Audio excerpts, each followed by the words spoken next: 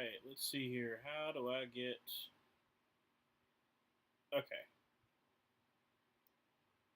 just seeing. Oh, okay. I think I'm live. Yes, I am.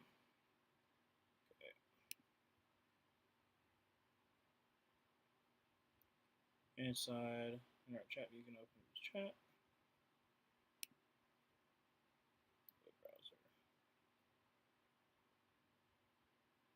Sorry if this is a little bit new. I'm trying to stream labs for the first time, so I'm going to see. I wish I could be able to see what I look like in the stream. That might be too difficult. I don't know. So I got chat up. I think that's good. I can see me in the camera. Okay. So it's first time using Streamlabs. So I'm gonna see if this looks good. So first playoff game for the season, we got the Texans versus the Browns. Honestly, did not see this one coming. If you had told me at the beginning of the year that the Texans would have won the division and the Browns with Joe Flacco would have been, going to the playoffs, not only that, but be the fifth seed, dude, that's what I'm saying. It's been crazy this year. Obviously, it's just me. I'm gonna be streaming both of these playoff games.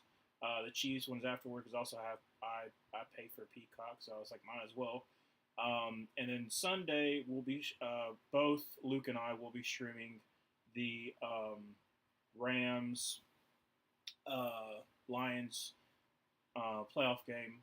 But right now it's just gonna be me doing both of those. So uh, I haven't streamed back to back yet, so it's gonna be an interesting experience. See how I keep my energy up. But like I said, I'm very excited for both of these games. Um, I'll go more into the next game whenever I talk like predictions stuff like that. But for this game in particular, um, my score prediction is 27-23. I think that it's going to be a very close game with the Texans losing. Unfortunately, I got the Browns winning. Just more, Joe Flacco versus the Texans. You wonder how long Joe Flacco can keep this up.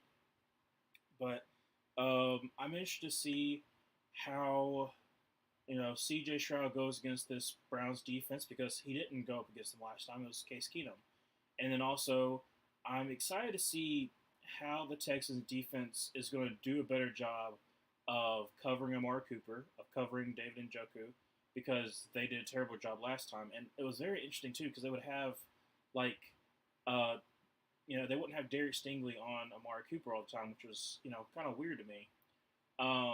But it is what it is. Let's see, what else? I'm just trying to see if I can, like I said, I'm trying to just do live chat.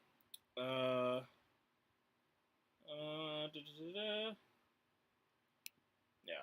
Like I said, no one's in here just yet. I'm still trying to figure out Streamlabs. I've never done this one before, so I have no idea. So bear with me if it's a little bit different. But yeah, so I think CJ will do pretty well. I'm feeling probably like the 280 range because the Browns defense at the beginning of the year was doing a lot better, but they've, with injuries, stuff like that, like they've kind of regressed a little bit. But I still think that it'll be a back and forth game. But I still do have the Browns winning 27-23. I do think that the Texans will be able to stop the run because they've been a pretty good run-stopping team. Outside of the Colts game, that was a little more surprising. They let Jonathan Taylor just run all over them. But the keys to this game, obviously, on Browns offense versus Texans defense, is Stingley versus Amari Cooper. I don't know how they're going to try to attack that, but they need to have Stingley on Amari Cooper for a good chunk of those snaps because literally it's been a while. It's been a while since what am I talking about? I'm looking at the TV, so it kind of messed me up. But it did not work last time when you didn't have Stingley on Amari Cooper. Now, when you had him on there, like Amari Cooper didn't do that much. So that's the thing that's concerning to me is like, how are you going to attack this defense? And then it's going to be up to Christian Harris and Jalen Petrie to try to cover David Njoku because outside of that, the Browns' offense has been, you know, good, but those are the big playmakers you have to kind of like diminish because I feel like you'll be able to hold up your end of the bargain and stop the run. So it'll be up to Joe Flacco. And then the other way around, obviously, Tank Dell going down kind of limits this Texans offense, so it pretty much runs through C.J. Stroud, of course. Um, Devin Singletary is okay running back, but he's much better as like a receiving back than it is to run the ball. They have not been able to run the ball in a very very long time. So with that, I would say it's definitely going to be on. I don't know if Denzel Ward is playing. I'm going to double check and make sure. But Denzel Ward, see if he's playing. Yes, so Denzel Ward is playing. That's what I thought. So him on Nico Collins is going to be a very big deal. And then obviously, uh, JOK going to be matched up against Devin Singletary. So CJ Stroud's going to have to make a lot of plays. So is Joe Flacco. I think this is a great matchup, honestly. So yeah, 27-23. I think Fairbairn might miss an extra point or miss a field goal, and that's going to make that a 4-point deficit that the Texans won't be able to come out of. Let me just check one thing. Sorry, if I'm a little sporadic. This, like I said, it's the first time using Streamlabs. So I'm just trying to see how this works and if I'm doing a good job. But I have no idea because I've never used this before.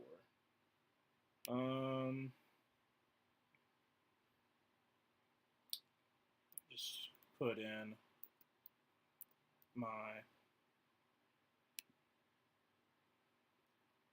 Okay, so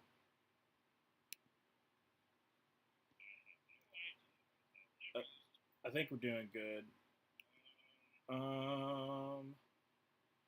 Okay. How am I gonna make me the full screen though? I gotta figure out how to do that. So sorry that it's being like this right now. I'm just trying to figure out basically how I'm gonna be editing this. I don't know how to use your platform, and I feel really weird, dude.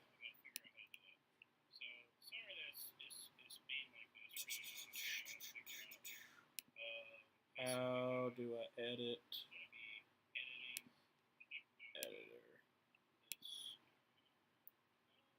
Okay, let's see here.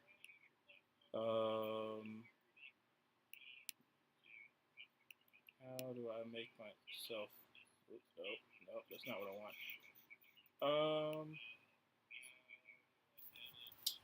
Let's see here.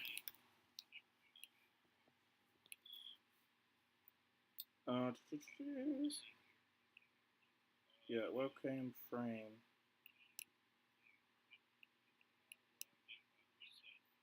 Okay, there we go. All right, make me bigger. No, make me bigger. Goodness gracious.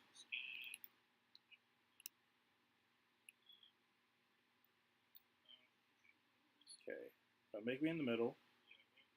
There we go. There we go. Okay. Make it just a little bit better. Like I said, I know no one's in here right now. Kind of good because I'm still figuring it out. Yeah.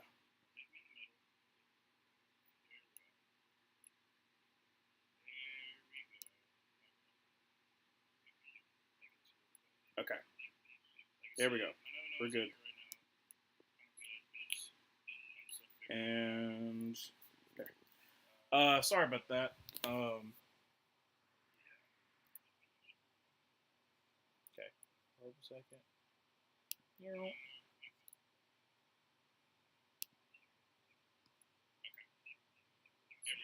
go back.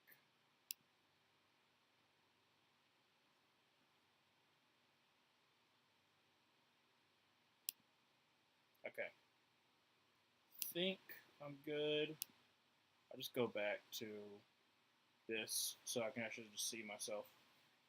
But yeah, I think it pretty much gave my matchups, stuff like that. I already talked about that. I'll be streaming the Chiefs game after this too. So stay tuned for that. And then what else? What else? What else? It says I have one of year, but I know that's not true because I already gotten one. But so the game's about to start. Obviously, this is a big game. First game, first playoff game in Texan since so last time probably 2015, 2016. No, no, they had one against the Buffalo Bills, so that was 2018, I think. I'm trying to remember in 2018, 2019. They played against Josh Allen, and of course, I know 2019 they played against the Chiefs in the was that the wild card or was that no that was well in the divisional 2019. So I'm guessing that this is the first time since like 2018, 2019. So it's been a little while. So I know this is big. It's huge for Houston. Um, I mean, literally like a week ago, you had like a little bit less than a week ago, you had the national championship here, and then all of a sudden you're also having a divisional game. This is a great time for Houston. So games might start. Obviously, I'm really happy I don't have to listen to these commentators. But I think I don't know if I've said it before, but with the Browns winning and how the other AFC games are going to go, I'm picking the Chiefs to win. Um, I'm actually gonna have the Browns go against the Ravens in the divisional, which I think will be an amazing matchup. One because AFC North teams you can never really count them out going up against each other. Always a weird game, and it'd be awesome just to see Joe Flacco go against the Ravens too. So just think of like another great storyline. So I think that's the reason why I was seeing a lot of people pick the Browns, and I'm going with that. Um, but I don't think it's going to be like that low scoring of a game. I think it's going to be like over under about 50.5 kind of points. I feel like it's going to be closer there. Um, it's actually kind of cool seeing that stuff. But yeah, um, is what's I don't know if I've said this before, but when I talk about David Singletary, it's so weird that Dameon Pierce just like kind of fell off. You know what I'm saying? Like it's not something that I really thought was going to happen, and I traded for him because I felt like he's just having a little like a rough, but like he's going through a rough stretch. But no, it was the only good thing he had this year was that kick return for a touchdown. I don't know what happened there. So hopefully he can have a bounce back in his third year because last year was rookie year. Because that would suck if he's just like only a rookie phenom because he was pretty good at Florida coming out. One of the things too I was thinking about because we're talking about with uh, Luke is the fact that this running back class is not the best. I'm having to do more like draft.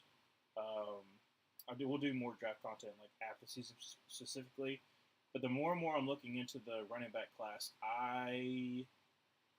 there's a lot of good like second and third round picks, but I don't feel like there's anybody going to be in the first round, unless maybe like the Cowboys. But I would not. I wouldn't doubt that they would do that. But talking specifically with the Texans, I feel like the Texans are probably going to go free agency, and I feel like if you're a free agent running back, this is going to be a better year for you to get some kind of money because of the fact that there's not like this amazing running back class coming in. Like there's some decent people in there. Don't get me wrong. Like your Blake Corums, your Donovan Edwards. I think Donovan Edwards is leaving. He might come back, but I think he's leaving. Then Brooks from Texas. There's a couple of good running backs that I've scouted so far. I haven't scouted all of them yet, but it's very concerning. Very concerning. Um, I guess I can talk about it now, but I'll probably talk more about it when I stream the Peacock game. I am iffy on how I feel about the Peacock game because on one end, like I got Peacock, so I'm not really like too worried because I was paying for it anyways. It's only $5.99 a month. It's not really expensive compared to other stuff. Peacock has pretty good stuff on it. I'm saying this. I'm not trying to like sell you on Peacock. I'm just saying like compared to other streaming services, it's not as bad as putting only games on there. But could it be an omen for other people to do it? Yes, and that's where I have a big concern. Because like, yes, Peacock is not that expensive. It's $5.99 per month. But if Peacock decides to go up, then I'm like a little concerned because they do run ads.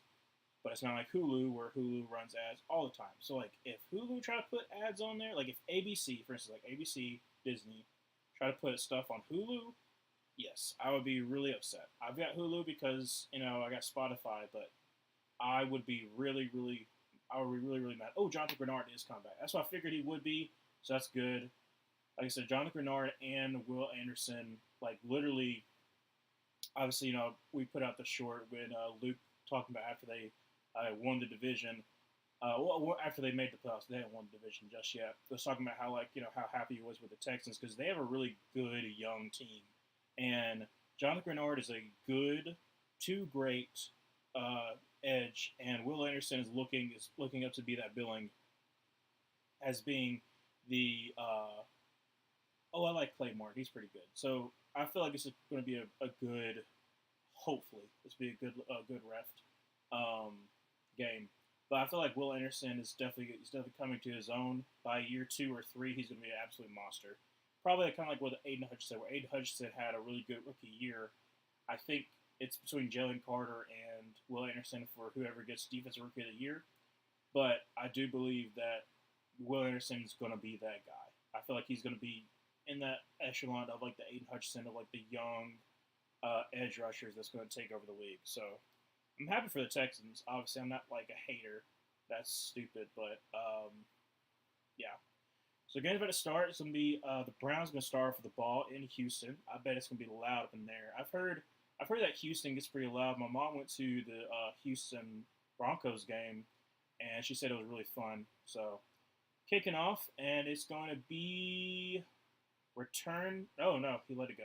So it's gonna be a touchback. So Browns gonna start the ball first down 10 to the 25-yard line.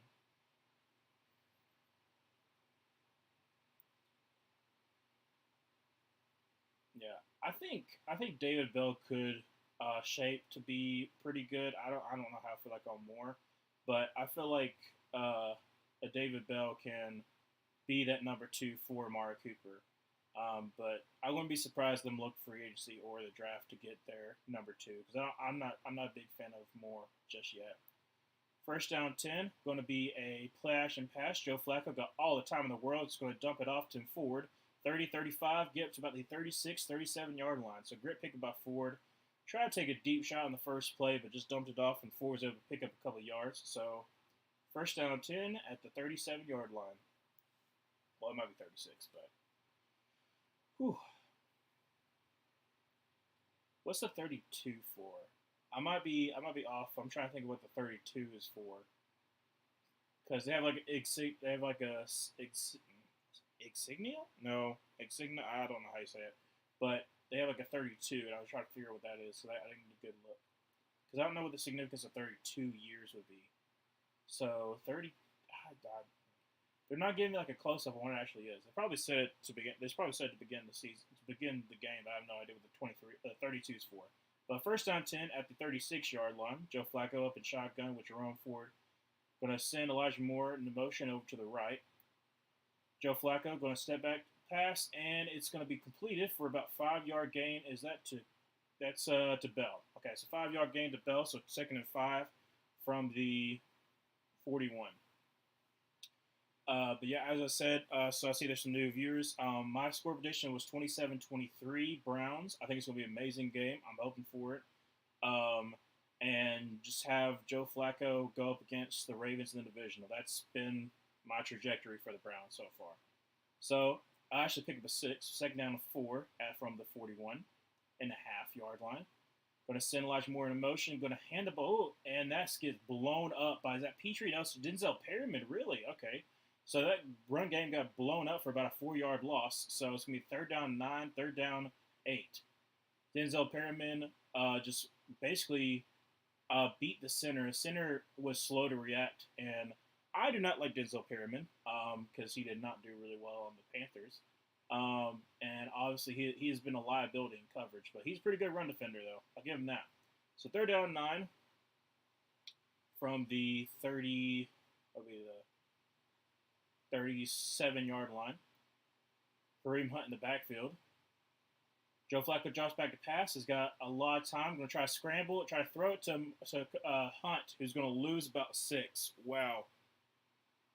So after a quick first down, the Cleveland Browns just keep on going backward, and it's going to be about 4th and 15 for a punt. So great job there by I think that was Green. Yeah, I think that's Bernard who got the pressure on that right side, kind of forced Joe Flacco to just kind of dump it off, and because nothing was really there. So 4th and 15 from about the 30. I don't remember who the Browns punter is. Drops back to punt, almost blocked, so close, but a great punt going to be fielded at the 17-yard line by Desmond King. So Browns had a good first down, but then after that kind of went back. So Texans going to start the ball 1st down 10 at the 17-yard line. C.J. Stroud shows what he could do. So yeah, I think they've kind of learned their lesson. I think they're having Stingley on Amari Cooper. I don't have the all 22, so I can't exactly see. But after that first down, they held their own.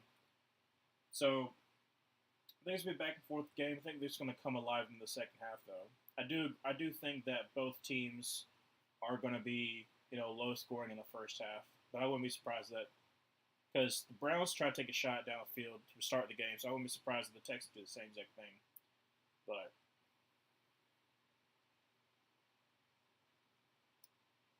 let me see. How do I'm also like I said, I'm trying to do certain things. I'm trying to learn how to do layout edit. No, that's not what I want. No. I don't know what this is. Okay, so that's the 3 things right there. Like I said, for people who are just joining in, I'm just now using Streamlabs. I've used Streamlab before, StreamYard before, but I'm just trying to figure out certain things. I'll probably keep it as is. But yeah, Brown's not really able to do anything just yet. So I had to put the ball away to Texans. So we 1st down to the 17-yard line. Like I said, I do expect it to be a close game, but 27-23, my score prediction for the Browns. Not looking, the best right now because I do feel like they have Derek Stingley on Amari Cooper, but I don't have the all 22, so I can't exactly see that just yet. But yeah. Okay. Give me a live chat. Thank you. Okay. I'm just making sure I got everything. Yeah.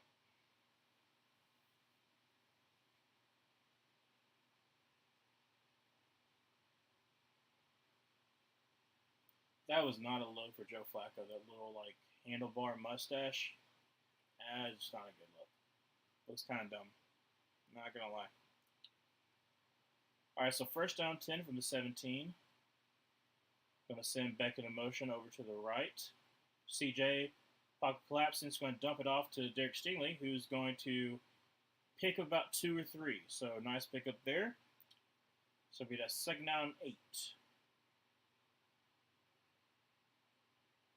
I always find it interesting the Ohio State University. I don't know. Whenever people do the kind of thing, it just seems weird to me. I don't like it.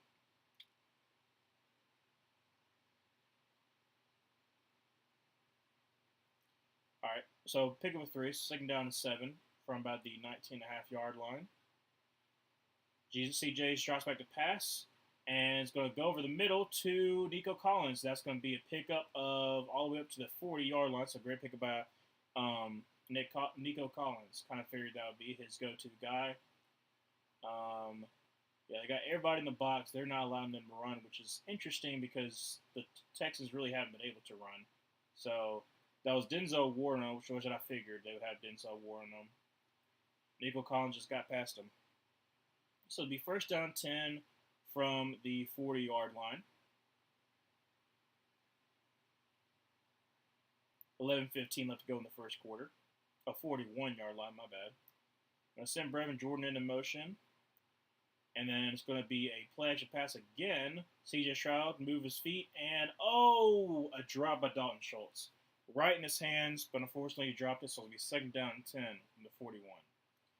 That was a beautiful ball by CJ Stroud. Just right through. So fortunate. Yeah, they have been chipping Myles Garrett and make sure he's a non-factor. So second down 10. Texans are in I formation, single back formation. It's going to be actually a handoff to Devin Singletary, who's going to get maybe a yard. That second effort got him a yard, but it was nothing going for there.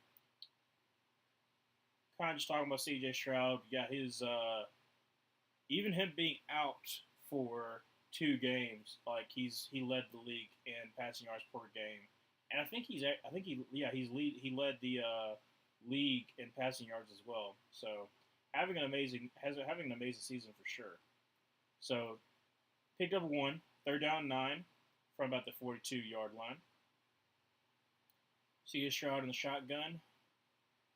Try to make him draw off sides. Drops back to pass. Has got time. Going to try Nico Collins. And actually try to do Noah Brown. But I feel like there's a flag. There's a flag like near the line of scrimmage. So I don't know. It could be offense, could be defense. But Noah Brown's not able to hold that one in. Offsides on the defense. So it'll be third down and 4. Number 95. So Myles Garrett was offsides. Like I said, it was on the line of scrimmage. So that's what I figured. Let's see.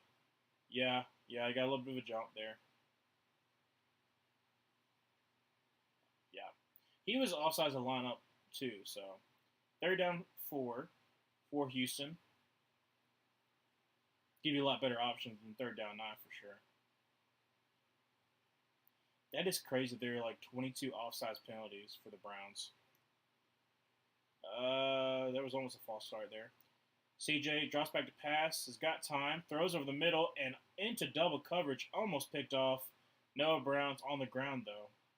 It was intended for Noah Brown. He gets up. He's good. That's good. But into double coverage, very, very, very bad throw there by C.J. Stroud. Trying to fit there where it didn't need to go.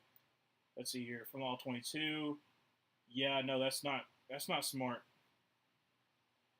Could have easily been picked off by, is that, 1. Who is that? I don't know. So we have punt by Johnston. He's been pretty good so far this year. 10:09 left to go. Is going to punt it away.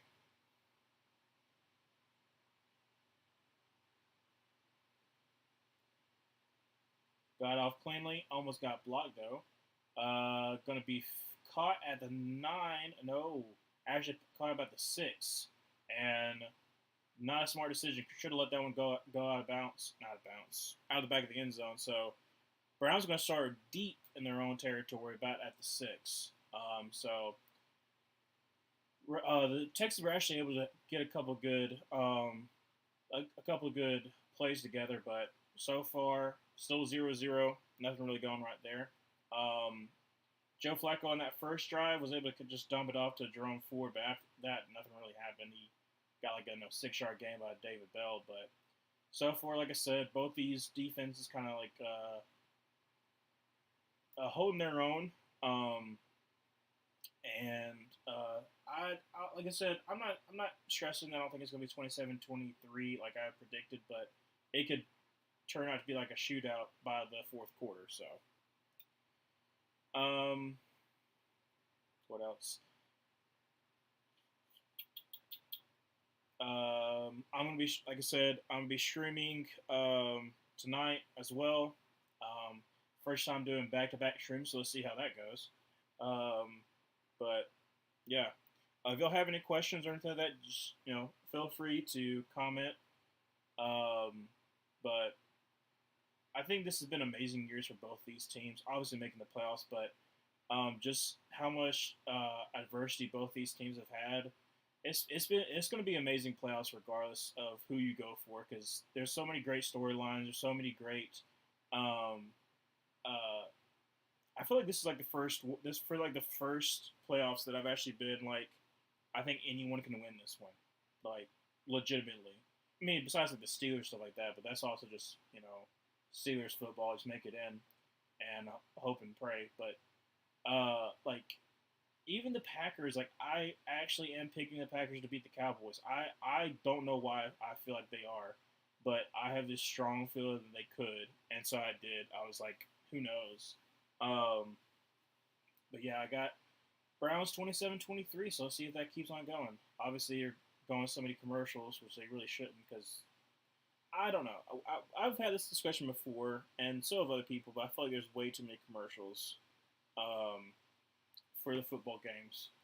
I understand that's how you make your money, but still, I absolutely hate it. So,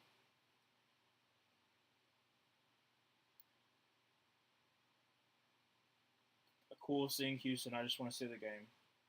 Also, what's Deal or No Deal Island? Like, I understand. I remember watching Deal or No Deal with Howie Mandel, but Island, it just sounds weird. So it's me first down 10 from about the 7 yard line, deep into Browns territory. Kareem Hunt is in the backfield with Joe Flacco in single back set. Going to be a handoff to Kareem Hunt, who's going to get maybe 2 or 3 yards. Not that much there, but still, second down and about 8 or 7.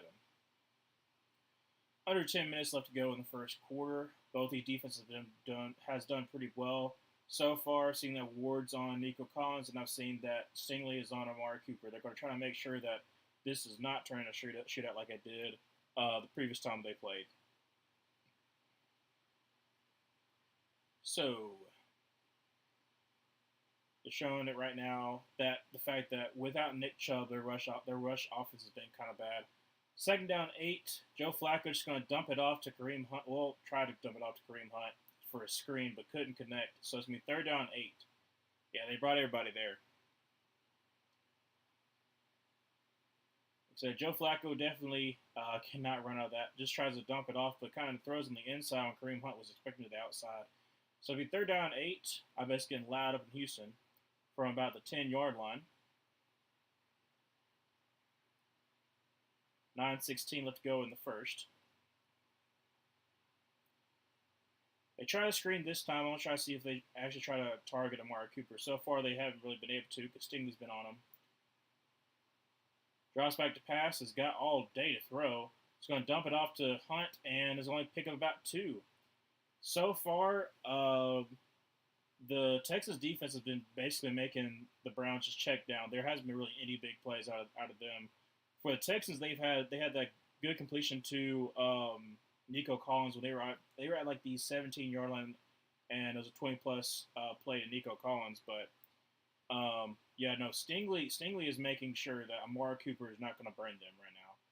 He had outside leverage. And they had the was that Jalen Petrie? Well, like Jalen Petrie was covering the inside. So yeah, they're double teaming Amari Cooper. He's not going to go for 260. What is it? 265, I think, something like that.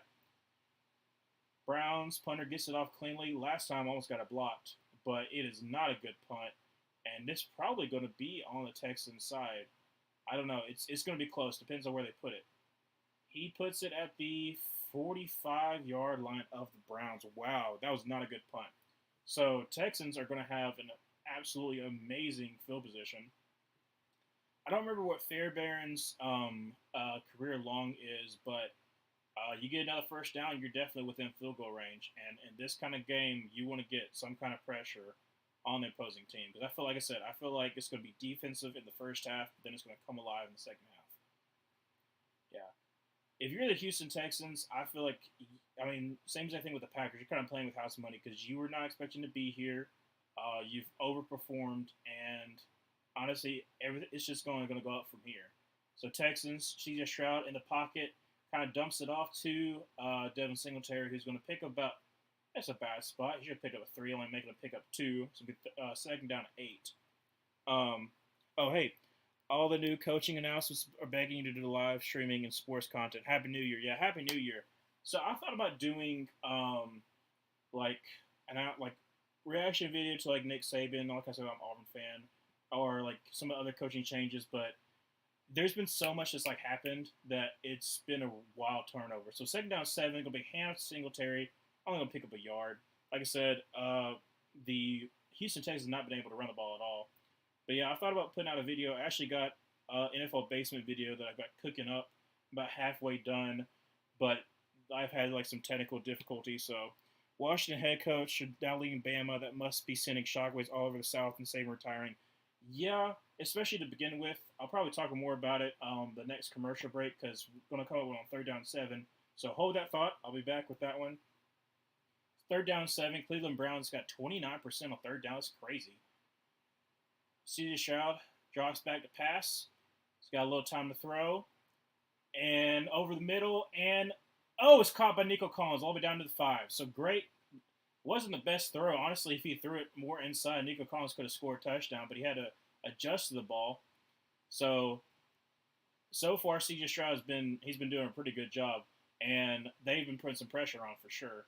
Number 0, us Newsom on Collins. So first and goal. 5 yard. That's what I'm saying. 6:38 left to go in the first quarter. Like I said, I'll talk more about the coaches and all kind of stuff probably after the next commercial break. But yeah, that was not a good. It was not the best throw. He threw it on the outside, which I understand like a little bit, but Nico Collins beat the corner pretty badly.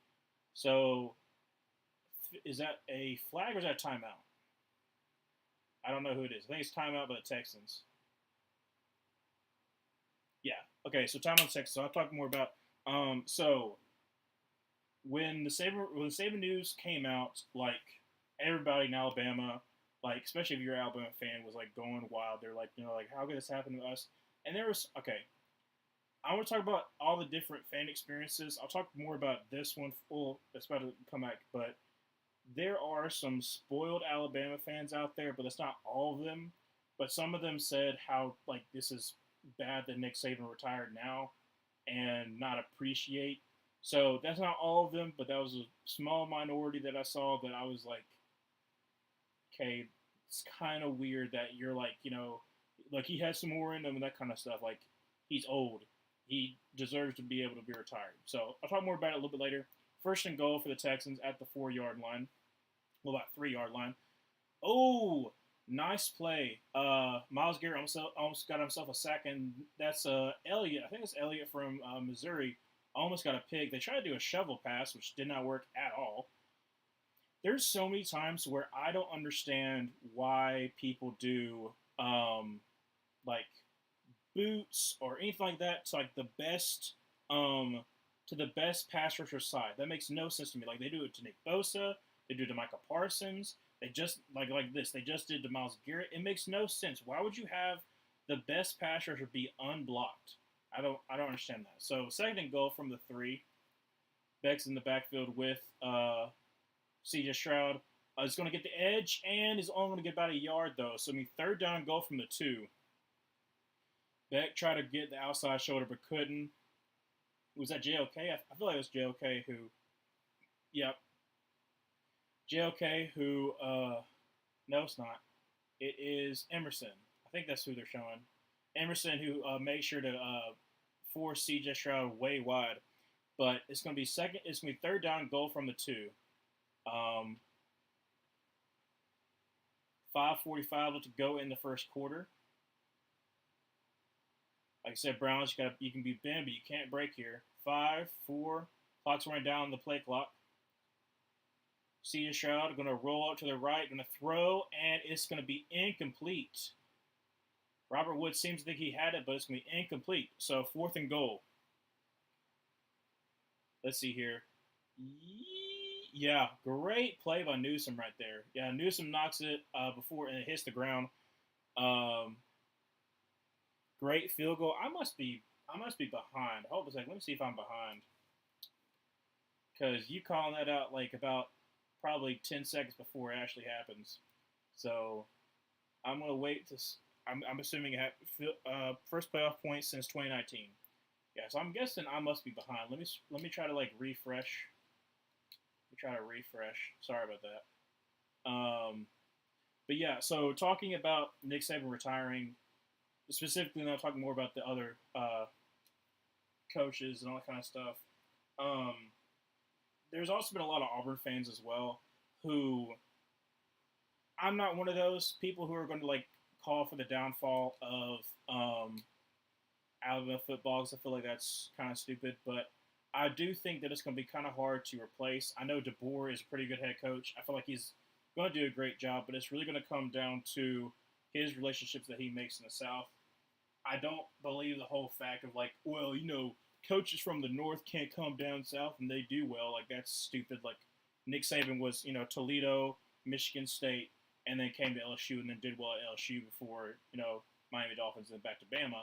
But like, there's been people who are not from the South do well as soon as they come to the South. So I don't think like 7-5 stuff like that is stupid. I don't think Bama's going to regress to that. I don't think it's going to be like after Bear Bryant retired, you had Ray Perkins, then you had Bill Curry, and Bill Curry was pretty good, but I thought, oh my goodness, but he couldn't beat Auburn, so he got fired. And then you got Gene Stallings, did pretty well. He won himself a title, but then again, also had some recruiting violations. But then after that, a lot of Auburn fans assumed that Bama was going to go back to that between Gene Stallings and Nick Saban. I don't see that happening. Yeah, there's a delay or something. I'm hoping that since I refreshed it, it goes back. But then again, it could just be Spectrum. I have no idea. But yeah, I think Alabama would be just fine. But I do tell Alabama fans to have some caution, and because after Nick Saban, I remember because I was still a little kid, but I remember when Nick Saban had a 7-5 record his first year at Alabama, and everyone and like a lot of Bama fans were calling for Nick Saban's job and stuff like that. They assumed like it's gonna be just like the other, like Mike Shula, Mike DeBose, Mike Price, not Mike Price. Mike Price didn't even coach the game, but a lot of people were calling out Nick Saban, and then all of a sudden he goes out and he makes it the SEC championship game, almost makes the national championship game, and then the next year does win a national championship. So Coach made a good move with Washington and Big Ten too. Too much traveling talent is spread out, and Washington's in the corner. With Bama, you are in the thick of recruit and not. Yeah, I agree. Like, there's going to be some things with the Big Ten that I'm excited, but I'm more so just interested in seeing how this is going to happen. With the fact that a Washington team could be having to travel all the way to Rutgers, you know, for a game. Like that kind of thing is going to be interesting to see going from Washington to New Jersey and just the kind of thing it's going to have on your athletes. But I'm excited for college football next year. I feel like this year has been kind of similar where I feel like it's going to keep on going with there's going to be a lot more opportunities for other teams to make it in and go on a run. But yeah, so I think that Bama will be fine. I'll talk more about the NFL coaches after this drive. So the kick went out of the back of the end zone, so it'll be first down 10 from the 25-yard line. 5:29 left to go in the first quarter. Going to have Joe Flacco and Jerome Ford in the backfield. It's going to be a play action pass. Drops back to pass. Going to take a deep shot to Njoku, just like I thought he was going to, all the way down to the 30-yard line. Great pickup by Njoku. Like I said, I felt like it was going to be Njoku and it's going to be Amari Cooper. So far, they've been double teaming Amari Cooper, so just a matter of time. I think that's Petrie. They've been trying to have Petrie and Harris. And Nelson should have known. He has been burnt toast pretty much this whole entire season for the Texans. Just not been good. But yeah, Njoku, another dynamic player for this Browns offense. So it's me first down 10 from the 30-yard line. Am I up to date more so now? I don't know. So Play clock's running down. 4:45 left to go. It's gonna be another play action pass. I've done a lot of those. It's gonna another check down to Njoku, who's gonna pick about 7 yards or so. So big play by Njoku. I think that was 25. So that was about 55-yard gain for no, not 55. 45. Sorry, 45-yard gain by Njoku right there. Gets a little spark for this Browns offense for sure. Also, do you know what the 32 on their jersey is? I can't quite see what that was. I also have had it muted for a while, so I have no idea if they set it to begin the season. They got a big man action right here, another play action pass. That's what they literally been doing this whole entire time. Joe Flacco dumps it off to Amari Cooper, who's going to get all the way to the 8-yard line. That's his first catch of the day, but he's down on the ground a little bit on his knees, so that's not the best. Wait, is Amari Cooper from Houston? I feel like he was from Texas, but I might be wrong. Still delayed 10 seconds. Yeah, I feel like that's what it's going to be, unfortunately. I tried to go back in, and it didn't really work. So I feel like that might just be a Spectrum thing. Sometimes like when I'm watching other people stream too, like I'll be 10 seconds behind. So I feel like that's just unfortunately my thing. Sorry about that, lax lifters. Joe Flacco's so calm in the pocket, and he's playing effortless like he's making it look easy. Yeah, no, like especially on this drive, the couple of drives before he's just been throwing checkdowns, nothing really been open, but Browns, this drive's been doing pretty good. So yeah, I see the first time out. Yeah, I'm probably 10 seconds behind. I'm sorry. I don't know. Like I've tried to do it before where like I've tried to speed it up, but nothing really works, unfortunately. Um, that's not what I want to do. Out. Goodness. But yeah, so far the Texans are pretty much matching up Stingley on Cooper, which is better than they did last time. I don't understand why they didn't do that last time. Kareem Hunt's in the backfield. Going to be a Wildcat. Kareem Hunt to the about 3-yard line. Well, they're marked at the 4. But great play by Kareem Hunt there. Going to be second down and goal from about the 4. 3 left to go in the first quarter. B Love. There's some interesting like things there. I know that happened during 2020, but that's kind of interesting. B Love while you're playing football. Well, I love the football, sure. So it's going to be a play action pass. Joe Flacco throws, and it's going to be short by Bryant. He should. I don't know why he didn't like reach out there before he got tackled, but so third and goal from the 1. If I were them, I'm just going to be just hand it off to Kareem Hunt. I saw a touchdown. Okay. Let's see. Yeah, his knee's down, so it's gonna be from the 1. That's what I figured. Like I said, he didn't hold out at all. So they got a big man package right there. Harris, I think that's their offensive line from the center. Joe Flacco hands it off to Kareem Hunt. Yep, end touchdown. There we go. Cleveland leads. Going to be 6-3. Going to go for the extra point. Yeah, that's what I'm saying. Get like Kareem Hunt. It's interesting seeing him back. Obviously, he's been back with the Browns for a little bit, but was that Joe Patonio? I think that was with the yeah, it is. He's been amazing. I think it's his 6th straight Pro Bowl. Like he's on a Hall of Fame trajectory, just like Joe Thomas was. I don't know if Joe Thomas is already in the Hall of Fame or if he's close, but both of them have been pretty well. Joe Thomas before he retired was really good too. So extra point up and good. So 7-3. Talking about the NFL coaches as well. It's been some of them have been interesting as far as like Vrabel, but the other ones I kind of expected soon, but they've been more so like parting ways. It's been odd. Obviously with Bill retiring, Gerard Mayer basically in that contract, but he was going to be the head coach. I remember that from last year, but then I totally forgot about that. Like I remember, like as soon as they said that he was in the contract, I was like, oh, that's right, because we tried the Panthers last year tried to interview Gerard Mayer, and then he like completely like was like, I don't want to do any more interviews. and then it was because of the fact that he was the next in line. But I totally forgot about that when Bill was parting ways with the Patriots, and yeah, no, just basically the next leader for the Patriots. So I'm interested to see how that's going to go. Obviously, you get some young blood in there. He's been with the Patriots since 2019.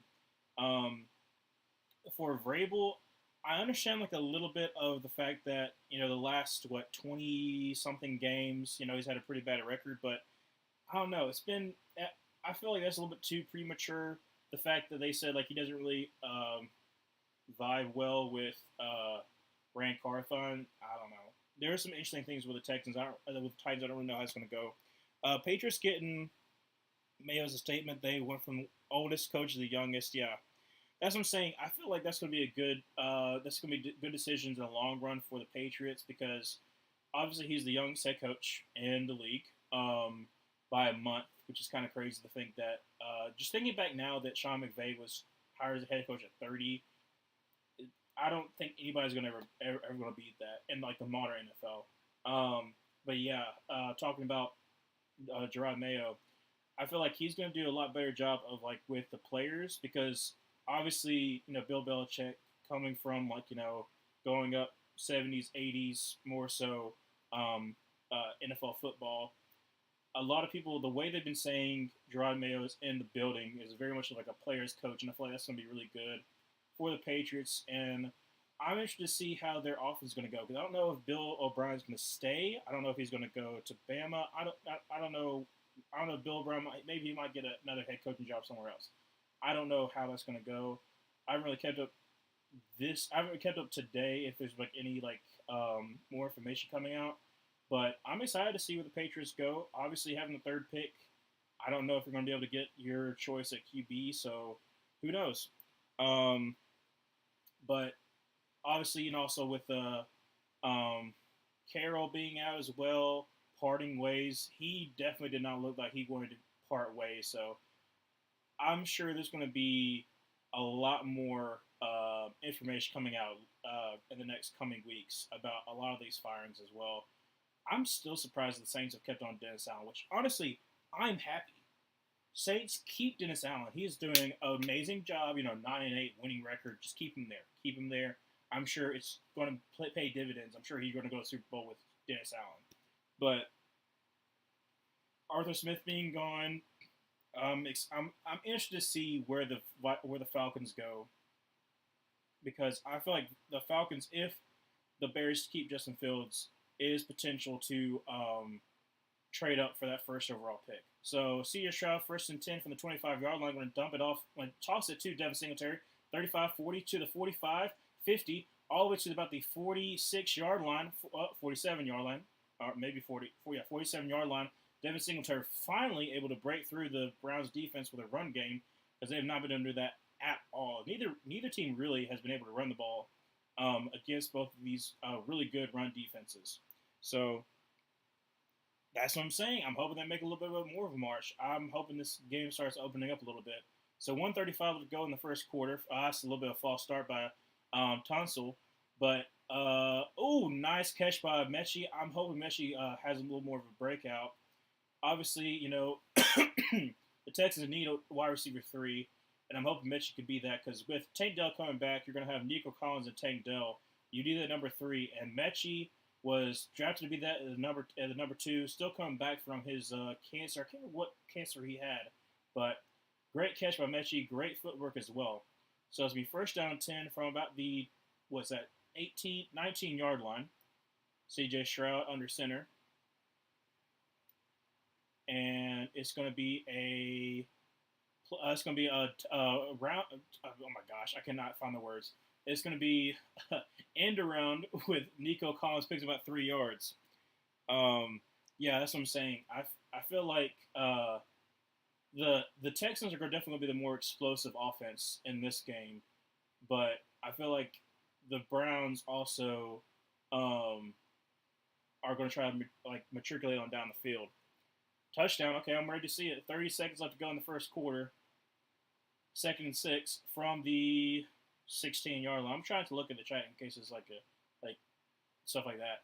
because I like to be surprised sometimes. From the 16-yard line, going to be a screen to Nico Collins. Larry Tunsil out there, yeah, that's nothing. You can't help that. Larry Tunsil on a cornerback. Larry Tunsil is going to win every single time. So touchdown, Nico Collins going to be 10-7 if the extra point gets good. 4 plays, 75 yards. Like I said, just go down the field. So after the first 2 drives, where both offenses, got first down or two, but couldn't really do anything after that. It's been score, score, score, score. So great on the Texans there to get a touchdown, go up 10-7. Well, I'm guessing they get the extra point. But 27-23 looked like it can still happen. Like I said, that was my score prediction. Kick is up, and kick is right down the middle. So yeah, dude, like I said, I'm so ready for all these other playoff games. Oh, hold up a second. Is that Larry Tunsil? Larry Tunsil was down on the knee. That's not good. That's not good. I don't know if he's like just ailing, but he is down on the field. This is not good. This is not good. Who's their backup tackle? I'm trying to think because they have George Fant on the right side. Oh man, the Texans are also thin on the offensive line as well. So I don't know who their backup tackle is because I feel like Terrence Howard is still hurt. Titus Howard is still hurt. So I don't know. Yeah, I'm saying this game's back and forth. Texans have their advantage so far. That's what I'm saying. Like. This is not good. This is not good for Tunsil. He's down on the ground. Something with his knee. But yeah, let's see here. Back and forth. Yeah, it takes pressure to QB. Like I said, I feel like both. Okay, so both teams kind of like especially the Texans. Oh yeah. Oh okay. Yeah, no, that's not good. That is not good. He's feeling his knee right there. That's not good.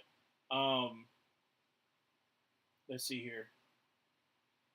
Yeah. Yep. That might take him out of the game. I don't know the severity of the situation, but just like the way that he tried to put pressure on is not really able to. So I don't know who their backup tackle is, but he's getting up so you can put pressure on it. He's putting some pressure on it, but he's also walking very slow. I don't know how he's going to do. I don't know who Jones is, but I'm guessing that's the backup tackle. But you got a captain on special teams. Yeah, so most players have a captain on special teams because let's see. So for instance, like we have Johnny Hecker, who's our punter, or you have like an actual special team, like not just like people who kick or snap the ball, but there are some people who are strictly like if they're a really good special teamer, like get down the field, tackle, block well, then they could be a captain as well. But yeah, that's what I'm saying. Like, I don't know. Oh, so that's what you're talking about. I thought you were talking about like as far as like other captains. Yeah, I don't know why you'd have him, especially on the end too. You usually have like a tight end on the very end of your field goal, so I don't understand that. But I'm pretty sure he's going on the 10. Let's see. I don't. They'll probably talk about the severity of the injury. But Brown's about to start the ball. 11 seconds left to go. Probably going to be a run if I had to guess. Just get into the second quarter. But Cleveland needs to score here for sure. Because it's been nonstop after those first 2 drives. Oh, I gotta plug in my computer. Hold on a second. Let me. Yeah, my computer was about to die. So first down 10, Joe Flacco. And he's going to drop back to pass. He's got time. Throws in the middle. 2. Is that Bryant? This is 50, 45, 40. 35 up to the 30. Oh, probably up to the 27-yard line. Great throw there. Bryant was wide open too. But end of the first quarter, and Browns taking that momentum into the second quarter. I'll wait to react until you same point not to spoil. Oh no, that's fine. Like I said, I'm gonna try to like I'll try to like look at the. I don't want to be like late on whatever comments are because I enjoy comments as well. Makes it a little bit easier for me where it's not just like dead space. But no, you can comment on that kind of stuff. But I'm saying flat. So it's interesting to see because I think part of it is Joe Flacco. Obviously, he's been in the league for forever. He's played under a lot of great coordinators as well. But I think like the reason why I have Coach of the Year going to Stefanski is because of all the injuries that he's had at a QB position. Not only that, but all the injuries on both sides of the ball. I mean, Nick Chubb, like going out, and then you're still able to have a competent offense where most of your offense, especially early on, was tenured to him. Like he's having a great coaching year as well, and I think that's part of it. I'm trying to remember where Stefanski was before. Sometimes like after coordinators go to their head coaching, I think he was at the Vikings. So going with Kirk, I think that kind of makes sense because Kirk and Joe Flacco have very similar skill sets as well. Both of them have very criticism of like playing in the moment, um, will not rising to the occasion. So that's kind of interesting. I don't know where Joe Flacco goes after this because part of me is wondering: is this like his go off in the sunset kind of thing, or is this more of him thinking, well, I can actually play for maybe another year? Like I could go, ooh, would Joe Flacco want to go back to the Broncos after all that happened there? I don't know. I don't know how that would go. Um, Obviously, Kirk's probably want to go back to the Vikings, so that's a no go for him. But for some of these teams that might not be able to get their quarterback they want, or let's just say I don't know about like JJ McCarthy. I'm iffy on JJ McCarthy, but in my humble opinion, I feel like JJ is kind of like a Zach Wilson, where he has talent, but he definitely needs to rest, and he definitely does not need to start. Like Zach Wilson should have never started his rookie year. He should have sat behind, kind of like a Jordan Love situation. But if a team was to do that, to basically have Joe Flacco kind of like be that guy for a rookie QB to kind of like learn under, I think Joe Flacco can probably play another year or two. I don't know how long this Joe Flacco thing can go, but first down 10 from about the 28-yard line on the Texans 28-yard line. My bad. Going to be hand off to Ford. Going to try the left side. He's going to pick up about two. Going to be tackled by Blake Cashman. Blake Cashman. I've talked about this with Luke as well. Is that Blake Cashman has definitely been a problem for teams this year. He's been hit or miss in coverage, but he's been really really stinking good for the Texans. Obviously, Denzel Perryman can't cover. Both Luke and I agree we do not like Denzel Perryman. He's good run stopper, but he cannot cover to save his life. So for second down and about 6, going to be another handoff to Ford. He's going to try the middle of the field. When it gets about the 20, and second effort is going to stay about the 20, so it'll be a third down and 2. Yeah, if I'm the Browns, I'll just keep going with it, try to get that first down. So far, you gotten about 3 yards a pop. Like honestly, the Browns team next year with having Chubb back, I don't know if you re-sign Flacco because obviously you put so much money. Oh, someone's down on the ground though. They're having like a little bit of TV timeout, so I'm guessing someone's getting treated for injury. Is that Batonio? Oh no, that's not good. Both really good offensive linemen going off the field. I don't know how Tunsil they haven't really shown um, the problem with Tunsil, but Batonio is he's walking and okay, he's walking on his own. Let's see what happened here. Uh, see here. Oh, rolled up on Rankins. Ooh, that's not good. That's not good. His foot was planted. He's going to the locker room. Yeah. No, he's definitely gonna get an X-ray done because that's not good. The leg was twisted all kinds of ways. So send more in motion over to back to the right and a QB sneak. Interesting choice from the 3rd and 2, but that's gonna be a first down for the Browns. You do not see that. I mean, he picks up almost 3 yards, but you do not see that a QB sneak on 30 and 2. But I mean, it worked though. Yeah, it was. I mean, it worked. So first down for the Browns. So first down and 10 from the 17, 16 yard line. I don't know. They haven't showed it. They haven't shown it just yet. From the come on, let me see where they're what yard line. From about the 17-yard line. Send Moore in a motion back over to the left. Going to be a play action pass. Joe Flacco's got all time to throw. Going to throw it back to David Bell, who's going to pick up. Ooh, going to pick up all the way to the 10. Could have been a penalty flag there because Jalen Petrie got his helmet, but I mean that wouldn't really be a face mask. What would you call there if people like get like the back of the helmet? I don't know. You don't really call that a face mask, but sometimes it's called like that. So it's gonna be second down and 4 from the 10-yard line. 12:40 left to go in the second quarter. So far, both these offenses after their first two drives have been absolutely amazing, and we've got Kareem Hunt in the backfield with Joe Flacco. 7, 6, play clock's running down. Joe Flacco is going to just dump it off to Kareem Hunt. He's going to get a touchdown. Browns 13-10, probably 14 after this extra point. So far, Kareem Hunt's 2 touchdowns. I wonder what his betting line was for touchdowns because 2 in the 12-18 left to go in the second quarter. I mean, I like what both these offenses have been doing so far. This is beautiful. This is beautiful to watch. I love this. That shovel pass. I'm saying so. Like the Texans tried to do that earlier, but like I said, they had that PA almost like boot to shovel where they had it to Myles Garrett, which, like I said before, I don't understand why people keep on doing this. Why are you doing like either like naked bootlegs or whatever to like the best pass rushing side? It makes no sense, but people keep on doing it. I love that shovel pass, where it's basically like a draw. It's basically what it is in that circumstance. But yeah, so 14-10. I might have undersold it.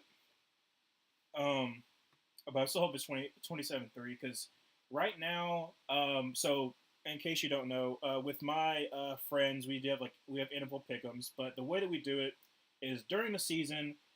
Each team you get right, you get a point, and then for Monday Night Football games, you take a score prediction, and the person with the closest score gets additional 2 points, and if you get the exact score, then you get additional points on top of that. So you can get 5 total points if you get the exact score correct team.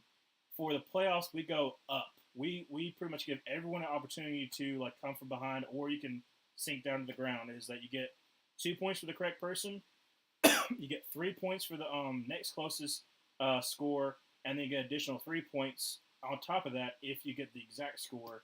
So it's pretty much anyone's game. I'm only behind by a point to Luke. So, hey, Alex, so far 14-10. It's been an amazing game.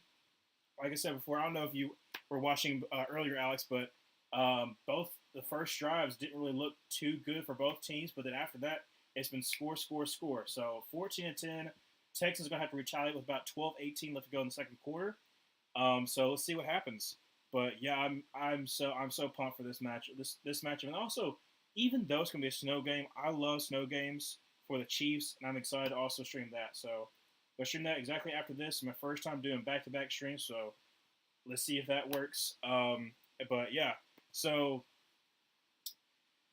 if I had to guess, I feel like it's gonna be a very big Nico Collins drive so far. That's hold a second. Did he shave his beard? What the heck? I look so weird. The guy, I don't know. I can't remember his name. I never watched True Blood, but I remember around that time we had an Entertainment Weekly subscription. For some odd reason, my mom won that in like a raffle for teachers. I don't know. He's the also Imagine Mike. I can't think of his name, but he shaved off his beard and it looks so weird. I'm watching it right now. Yeah.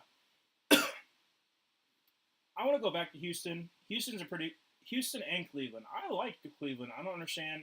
Maybe it might have been where I went in Cleveland because I didn't like visit like all of Cleveland, but like I like Cleveland where I went. Went there for my during my senior trip, but yeah, Houston is just absolutely massive.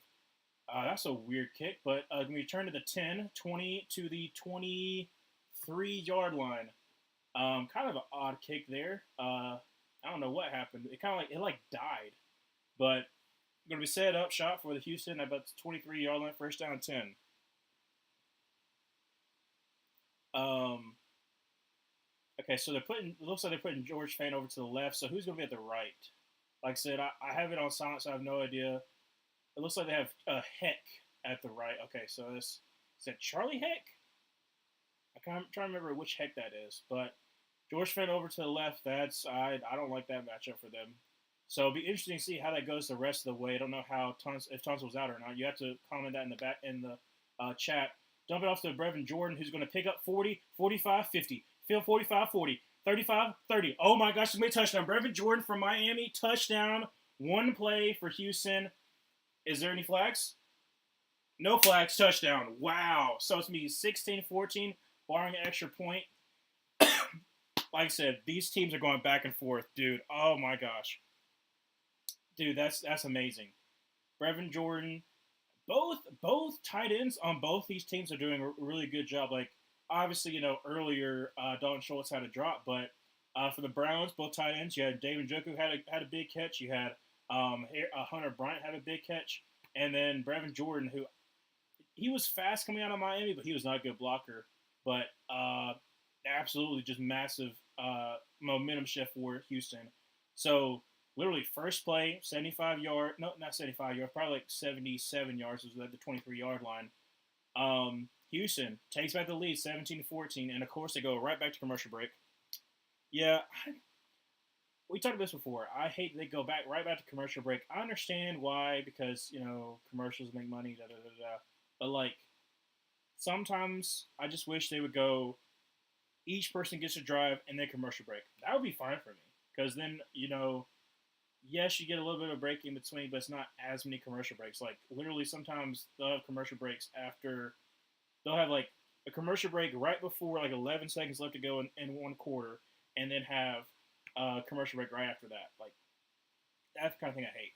But yeah, so back and forth game so far. I'm trying to remember, Alex, what score prediction you had. Like I know I had 27-23. I know we all had pretty close as well. So no idea. So does T mess up the defensive Texans because you got no rest? Somewhat, but I was so early in the game, so I feel like it's going to be more so like if that kind of happened like later in the game, yes, but I feel like the Texans will be able to. I don't know. They have been kind of like gassed so far this late first, early second quarter. So that might be actually that might be Browns be able if the Browns have a long sustained drive, then yes. But so far, I think it's kind of even on time possession. I have to watch. So you had 24-21. Okay, let me see here. I want to minimize and let's see here. What is the total yards for this game? So I feel like both Q. I remember already saying that CJ Stroud was going to go for 280. He's at 183. So that's probably definitely going to happen. Let's see here. Texans are 13.8 yards per play is crazy. Oh my gosh. Yeah, so seven time possession for the Texans. It's only like a difference of about 3 minutes. So no, I wouldn't be too concerned with the Browns defense. Well, for the Texans defense, that is. It's only been 10 minutes to about 7 minutes. So, oh yeah, Paris Olympics is coming up. There's a lot of stuff that's coming up in 2024, but you'll see here. I think it was like a screen. They had bet going out pretty much on like what I like to do all the time in Madden, just try to take that safety away. And Brevin Jordan makes one cut, and then it's I cannot pronounce that name, but literally Brevin Jordan is just like I think he had like a 4.6 coming out of college. I know he was really fast for a tight end, but kickoff goes into the end zone. So it'll be first down 10 from the 25-yard line for the Cleveland Browns. I think Bentonio is still out there. I think he's still in the locker room. I think he might be done. Usually going out into the locker room, you go for an X-ray, and the way that he was rolled up on, like his foot was here, his knee was there, and then his calf was all his nice calf, his thigh was all the way over here. So yeah, I don't think he's gonna be back. So first down 10, 12 minutes left to go in the second quarter. Play action pass. Joe Flacco is going to throw. Oh, got there a little bit. Got there a little bit early. So Njoku thought, and Flacco definitely thought. I think he got there a little bit early. I have to see that replay. Steven Nelson on the coverage. Let's see here. Njoku, yeah, he got there early. It's kind of bang bang. So I understand not. Yeah, he got there early though. Definitely should have been a flag, but it's sometimes like those kind of things are bang bang. So yeah, how is it not PI? I don't know. I mean, so far it's been a good ref game. There's not been really that many penalties, but yeah, that should have been PI for sure. Okay, they better hurry up and snap this ball. Play clock's down to 2. What happened here? The play clock was down to 2, and I don't know if um, Cleveland called their second timeout. Okay, I'm about to say the play clock was running down really, really fast. And so Cleveland calling their second timeout with 11:54, goodness gracious, in the second quarter left to go. Second down 10. Yeah, like I said, as soon as I saw the head ref, he's usually pretty good.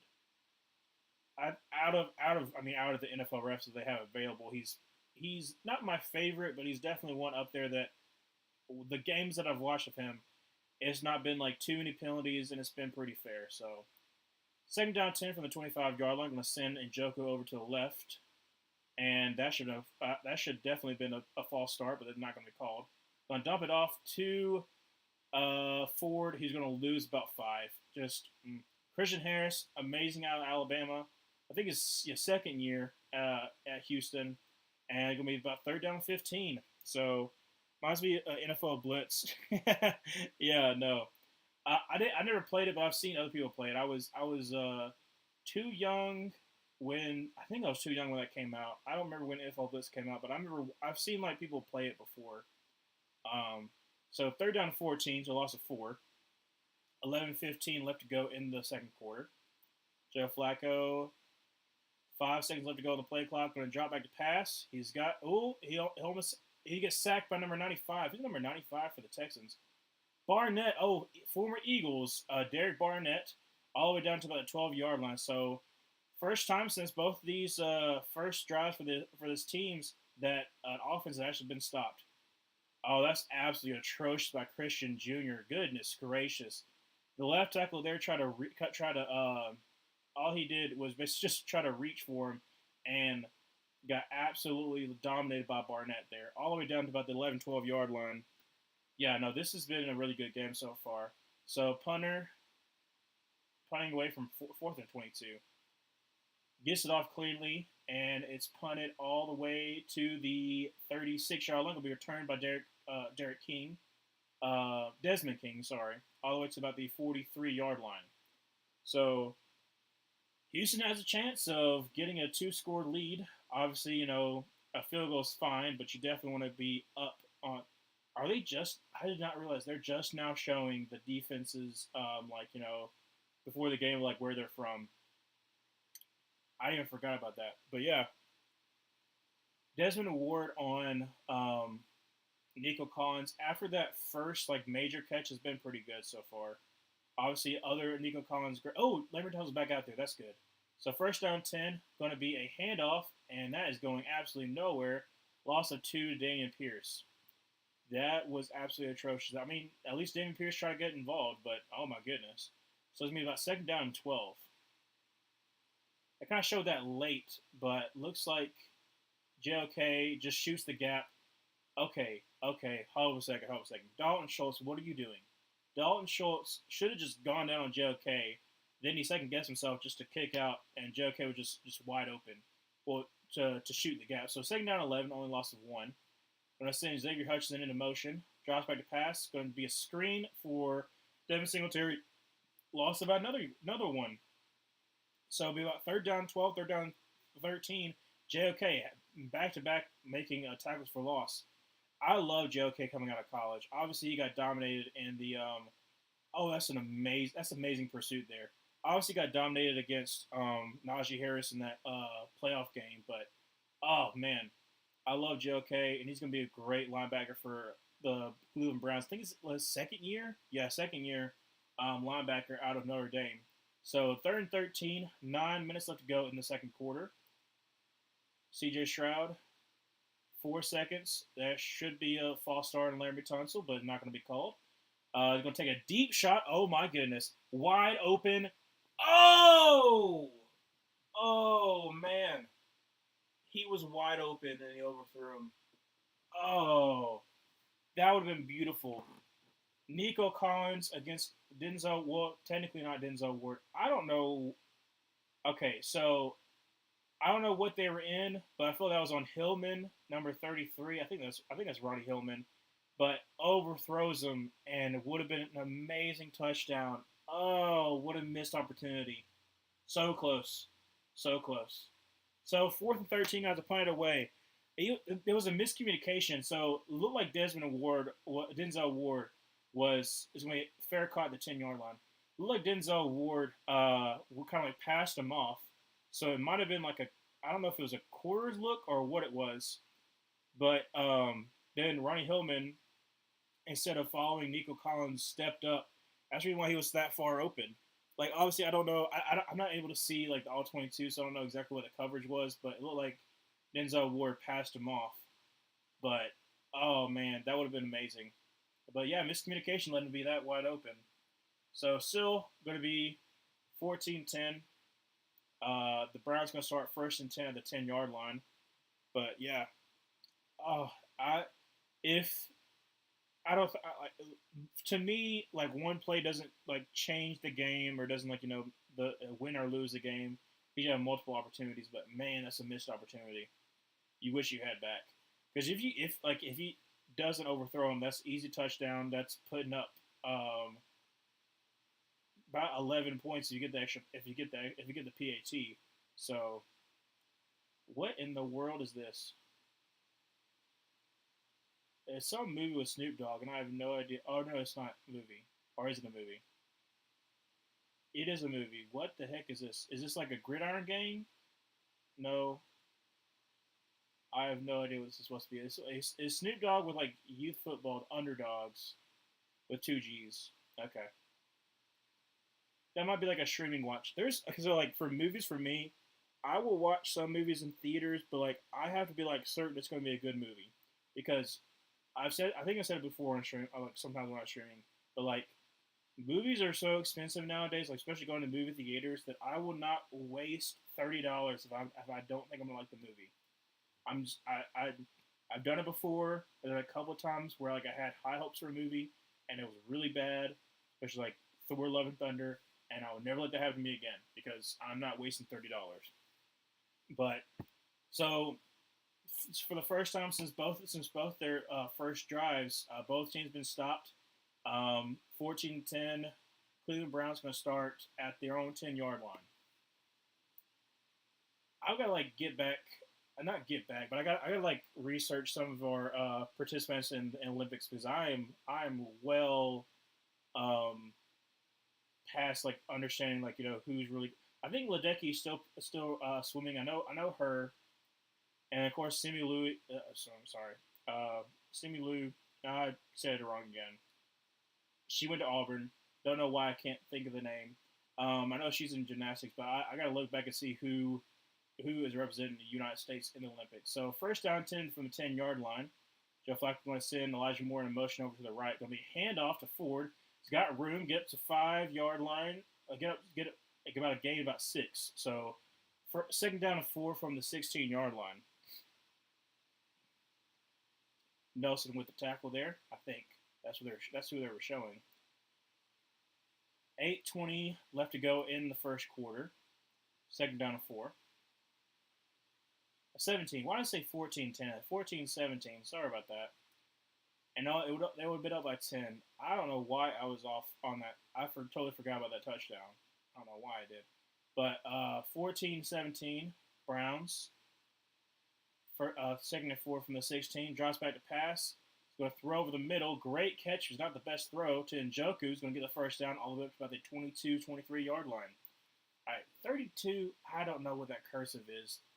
They had like brown cursive lettering on like the orange brown cursive lettering on like the brown background. I cannot tell what that says, but it's something, some kind of insignia for 32 years or something like that. But it's gonna be a first down. Like I said, Njoku and Amari Cooper has pretty much been their offense. Well, and that big collision to Hunter Bryant. So Joe Flacco so far 13 to 15 for about 100, close to 150 or so yards. First down 10, play action pass. Great block by David Bell. Joe Flacco is actually going to run and gets leveled by Desmond King. Pickup of about 3. So Joe Flacco, he hit him before he slid, so I understand why that's not a penalty. I would not be I would be kind of outraged if he did call that. So Joe Flacco runs and then that's not a penalty to me. Let's see here. That's not a penalty.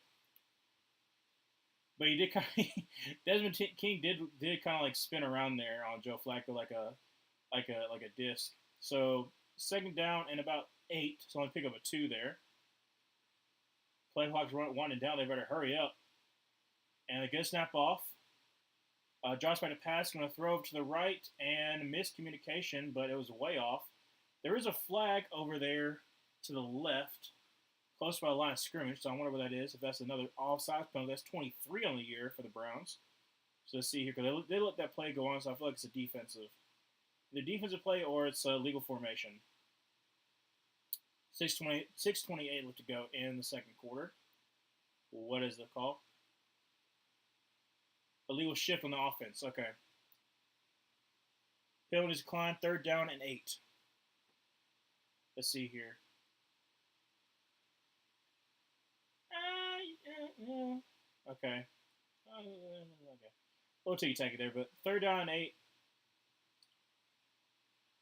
from the 22-yard line. I think it's 22 or 23-yard line. Maybe it was the 25. I'm not for sure. Somewhere around there.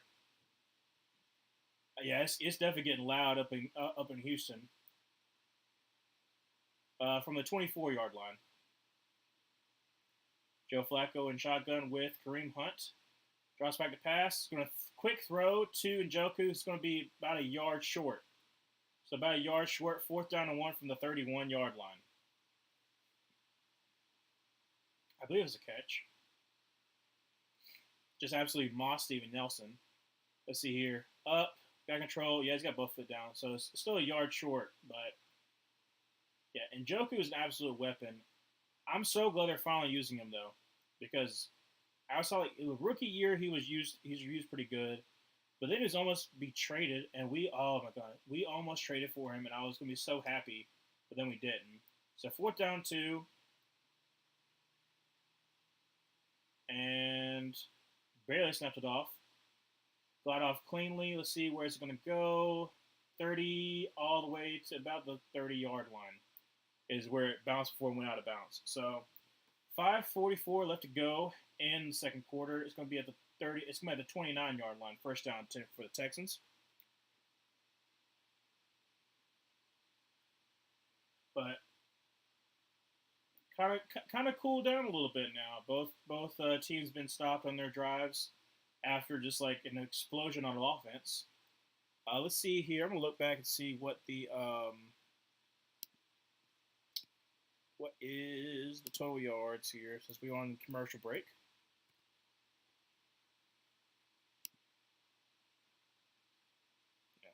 Yeah. Total yards. See here. Houston leads all categories, of course. Both are not doing so hot in the rushing game, but still, 11.4 yards per play is absolutely ridiculous. And then time possession, the Browns were leading about 5. Well, actually, more than 5, close to 6 minutes. So if the Browns keep that up going into later in the game, it's going to be a big deal for sure. But we'll see how it goes. Obviously, on a commercial break. I think I said. Oh no, I haven't actually said all the stuff about the NFL coaches. I talked about Atlanta. I talked about it'd be interesting to see who they hire. With Bill leaving, who knows where he goes? Obviously, he's going to try to coach somewhere else. He's going to try to get that record. But smart of them to get Jerron Mayo, get some new blood in there. So I'm excited to see where that goes. Pete Carroll, that one was kind of a surprise. I knew it was coming up. I figured it'd be happening soon, but that one kind of caught me off guard. Mike Vrabel, that one definitely caught me off guard. I understand, not being on the same page with your GM, but at the same time, I think it was over like the last 25 or so games, he had like a very bad record. But I also coughed it up too. There has been so many injuries, like over like his whole entire tenure there. There have been so many injuries, and I don't know if that's. I don't think that's really him fault. I think that's partially on the medical staff, but and just being unlucky for sure. But going from coach of the year 2 years ago to being fired, that's very very strange for sure. But I feel like he's gonna get himself in a better position. So we'll see how it goes in the next coming weeks. But first down 10 gonna be a handoff to Mechie. Gonna be a great block by Xavier Hutchinson on the edge. And he picks about 8. So second down and 2 from the 37-yard line, about 38. Yeah, Browns defense so far today, a little shaky in the pass game for sure. So actually pick up a 9, second down and 1. 5:15 left to go in the second quarter. 14-17 for anyone who's just now joining. Going to be single back formation. Going to be a handoff to Devin Singletary, who's going to make a man miss. Going to try the left side. We'll get the first down. Going to get all the way up to about the 44-yard line. So first down 10, the 44-yard line for the Texans. Let's see here. He had a one-on-one matchup. It was a great block by Mechie, though. One-on-one matchup by Newsom. And Singletary's fast enough he can get that edge there. But Mechie, so far this game, has given me a little bit more confidence that he can be that wide receiver number 3. So I feel like the Texans don't have to go after a wide receiver in free agency or in the draft. Be a play-action pass to Nico Collins. He's going to get the edge to 50 to the 45, 40. All the way up to about the 36-yard line. He might have stepped up before then, but great pickup by Nico Collins there on a play-action boot. Yeah, had Mechie going in motion for sure to get Zenzo Ward off it. Like I said, they're in man there, and great play by the Houston Texans. JOK getting in that play, almost got a sack on C.J. Stroud, but C.J. Stroud absolutely having an amazing year, dumping off to Nico Collins for that first down. So 3:55 to go in the second quarter. First down 10 from the 44-yard line. Sorry about that. It's going to dump it off to Xavier Hutchinson, who's going to get up to about the 42-yard line. So pick up about 5 there. So Texans, if I'm the Texans, I'm slowing it down just a little bit, trying to knock out this clock. So far, about 3:30 left to go in the second quarter. You want to give as little time as possible to the Browns, because Browns still are able to have some big plays for sure. C.J. Stroud so far 10 for 15 for almost 200 yards and 2 touchdowns, having an amazing game so far. All right, so about second down and 4, 3:15 left to go in the second quarter. Almost is that I don't remember who their defensive tackle is, who that is. Almost got him to jump off sides. Great play by JOK. He is having an amazing game so far. That is his, I know for a fact, his third tackle for loss, probably more. He just shoots the gap right there. Let's see here. On the center, yeah, just shoots the gap, and no one accounts for him because he's also kind of small. I'll give him that. But lost about a yard, 2 there. So it'd be a third down and probably about 7. Third down and 5. Sorry about that. Third down and 5. If I'm Houston, I'll let this clock go down a little bit and try to get to the 2-minute warning. If I'm able to get a completion off for sure. So third down and 5. 2:35 left to go in the second quarter. And CJ drops back to pass. He's got people in his face. He's going to dump it off. Tries to get to Dalton Schultz. One-on-one with, I think that's Ronnie Hickman or Hillman. There's a flag, though. Don't know what it is just yet. Pass interference on the defense. Wow. Give me a first down. So it was on Ronnie Hickman, who's a rookie. He was on Schultz, so it must have been Here, uh, where does it occur? It doesn't occur there because they're both hand fighting. So it must have been happened early. See here. Yep, yeah, that's a tug. That's a tug. Okay, it happened earlier. When they showed it the first time, they just showed like the hand fighting, and I was like, that's not pass interference. But yeah, Hickman he does get away with a tug. So it's gonna be first down 10 from the 27-yard line. They hand off to Devin Singletary, who's going to run over a guy. 15, 10, 5, and gets out about the 5 or 4-yard line. And there's a flag, though. Might be a hold. It might be a hold. Might be coming back. Might be coming back. Yep. Offense is going back. I feel like this is a hold. Holding. Offense. Yep. So it's going to be pushing it back on Shaq Mason. So kind of surprising there. So 2:17, let's go in the second quarter. Where did that happen at? It'd probably be first down and about like 17. Yep, yeah, that's hold. You got like he got like around the waist. He kind of reached there, yeah. So first and 18, they can let this go down to the 2-minute warning. 8 seconds left to go until the 2-minute warning, and yeah, it's going to go to 2-minute warning. So it's going to be first and 18 after the 2-minute warning at the 35-yard line. So far, it's been an amazing game. 14-17, Texans up. Texans are within field goal range, so even if they don't get the first down, the first down 18, but they don't get the first down here, you get that clock. I don't know why I just said that clock going, but you drain that clock a little bit. You make it hard for the Browns to even be able to score because I think the Browns started with the ball. Yeah. So if you're Houston, just get some kind of points. If it's a touchdown, good for you. You're up by 10. But even if you're only up by 6, you get to start the second half. So,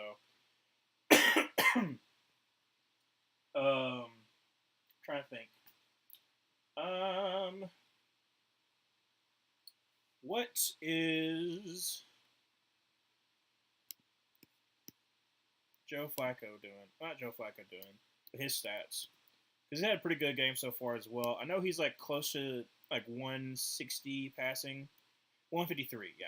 So Joe Flacco and CJ Stroud both over 150. Probably going to get both of them going to get up to that 275 range for sure. This is why we love the playoffs. That's what I'm saying. Like I've said it before. I've said it a couple times, but playoffs are the best, and these playoffs in particular are just super duper good. The only one that I feel like is going to be a bad game is Bills versus the Steelers. But then again, sometimes the Steelers just show up for no apparent reason. Like I feel like it's going to be a close game up until the fourth quarter, especially with the weather. But I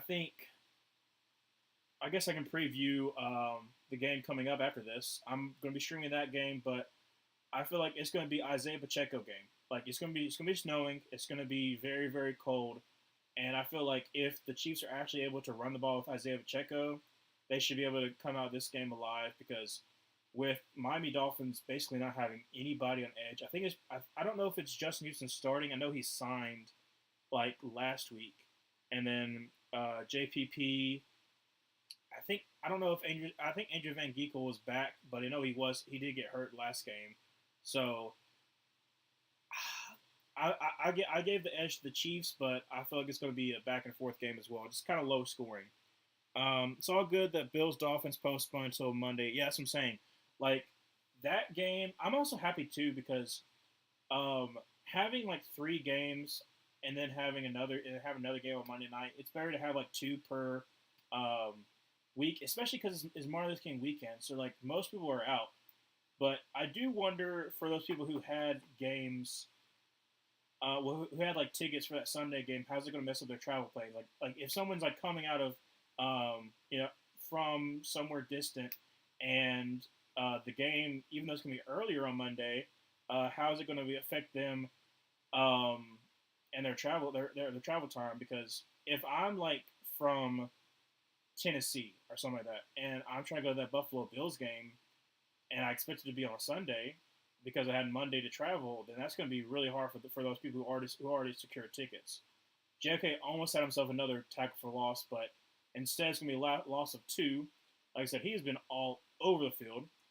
1:30 left to go in the first half. Second down 20 for Houston at about the 37-yard line. Devin Singletary's in the backfield again. Head comes in motion, probably going to be a play action pass. John Mechie's wide open, but CJ's looking for a touchdown. Throws. Touchdown, Dalton Schultz. Wow. On second down 20, Dalton Schultz, no touchdown. CJ Stroud's having an amazing game so far. And I will say this, though. You do give 1:11 left to go for the Cleveland Browns to try to score. Cleveland's defense has not been holding up their end of the bargain, though. So my score prediction is going to be nowhere near where it's going to be because I said 27-23, and the the Texans are almost at 24 if they make this extra point. Great play design, Newsom right there. I don't know if that's Newsom's fault or that's Hickman's fault, but one of the people let Dalton Schultz get, and that's going to be extra points good. So it's going to be 14-24, 1:11, back and forth game. If I had to guess, Cleveland's going to get some kind of points here, but oh my goodness. Like I said, I mean, CJ Stroud should have another 50 or so yards because he missed on not 50 or so yards, but should have about 60, 70-yard touchdown too. So let's see here. Oh, Hickman, he messes up Hickman for sure. Hickman bites on the outside release, and then Schultz just goes for that post. Oh man, that's amazing.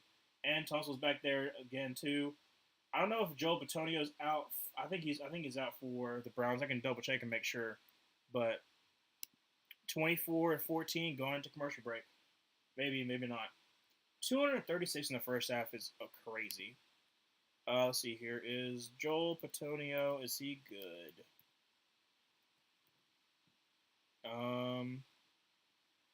Forgot he's 32. Looks like he's questionable to return. I kind of figured. I figured he was questionable to return. The way that he went down. Please don't go to a long commercial break. Cause you know you're gonna go to a long commercial break at halftime. You got 1:11. Please just go back to the game. I did see it too. Where underdog. Oh, so Joe Bitonio's back. Why did they say questionable? He's back. Okay, so first down 10 from the 25-yard line. Joe Flacco is going to be a play action pass. No one was faked by that.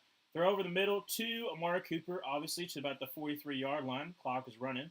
1:03 left to go. Cleveland only has one timeout after 2 timeouts had to take because of the crowd noise. So Joe Flacco, Joe Cool right now, almost at 50 seconds right here in the first half.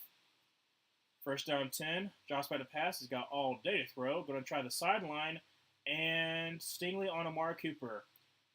I'm interested to see if that was a little bit of hand fighting there, but really good coverage by Derek Stingley there. So 43 left to go in the first half. Second down 10 from the 43-yard line. Yeah, Stingley's kept Cooper in the check for sure. 2 for 33. Not too hot for sure. But they've also been doubling. They've also been doubling Amari Cooper. They're making sure he's not gonna beat them. All right, drops back to pass is gonna get sacked. Great job by Gennard, and then finished up by from Anderson. So third down, 33 seconds left to go. Cleveland might just let this run down because they're not calling a timeout or anything like that. Yeah, Hudson got absolutely. Oh man, that was a great hand move right there. Just oh my gosh. Hudson didn't even have a chance. Like I said, Grenard, he's gonna be good to great, but then Anderson is just that kind of guy. So looks like Cleveland's just gonna. I don't know what they're doing. I think it's gonna go to the second half. Yeah, Cleveland's going to the second half. 24-14. Texans gonna start the second half. Just if you're Houston, you're so high right now. Oh my gosh.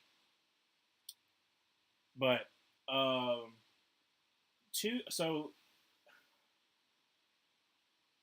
like I said, some people might ask me, am I mad about CJ's success and the fact that we're kind of struggling with Bryce? No, because we do like if CJ's on our team, we might not be as good.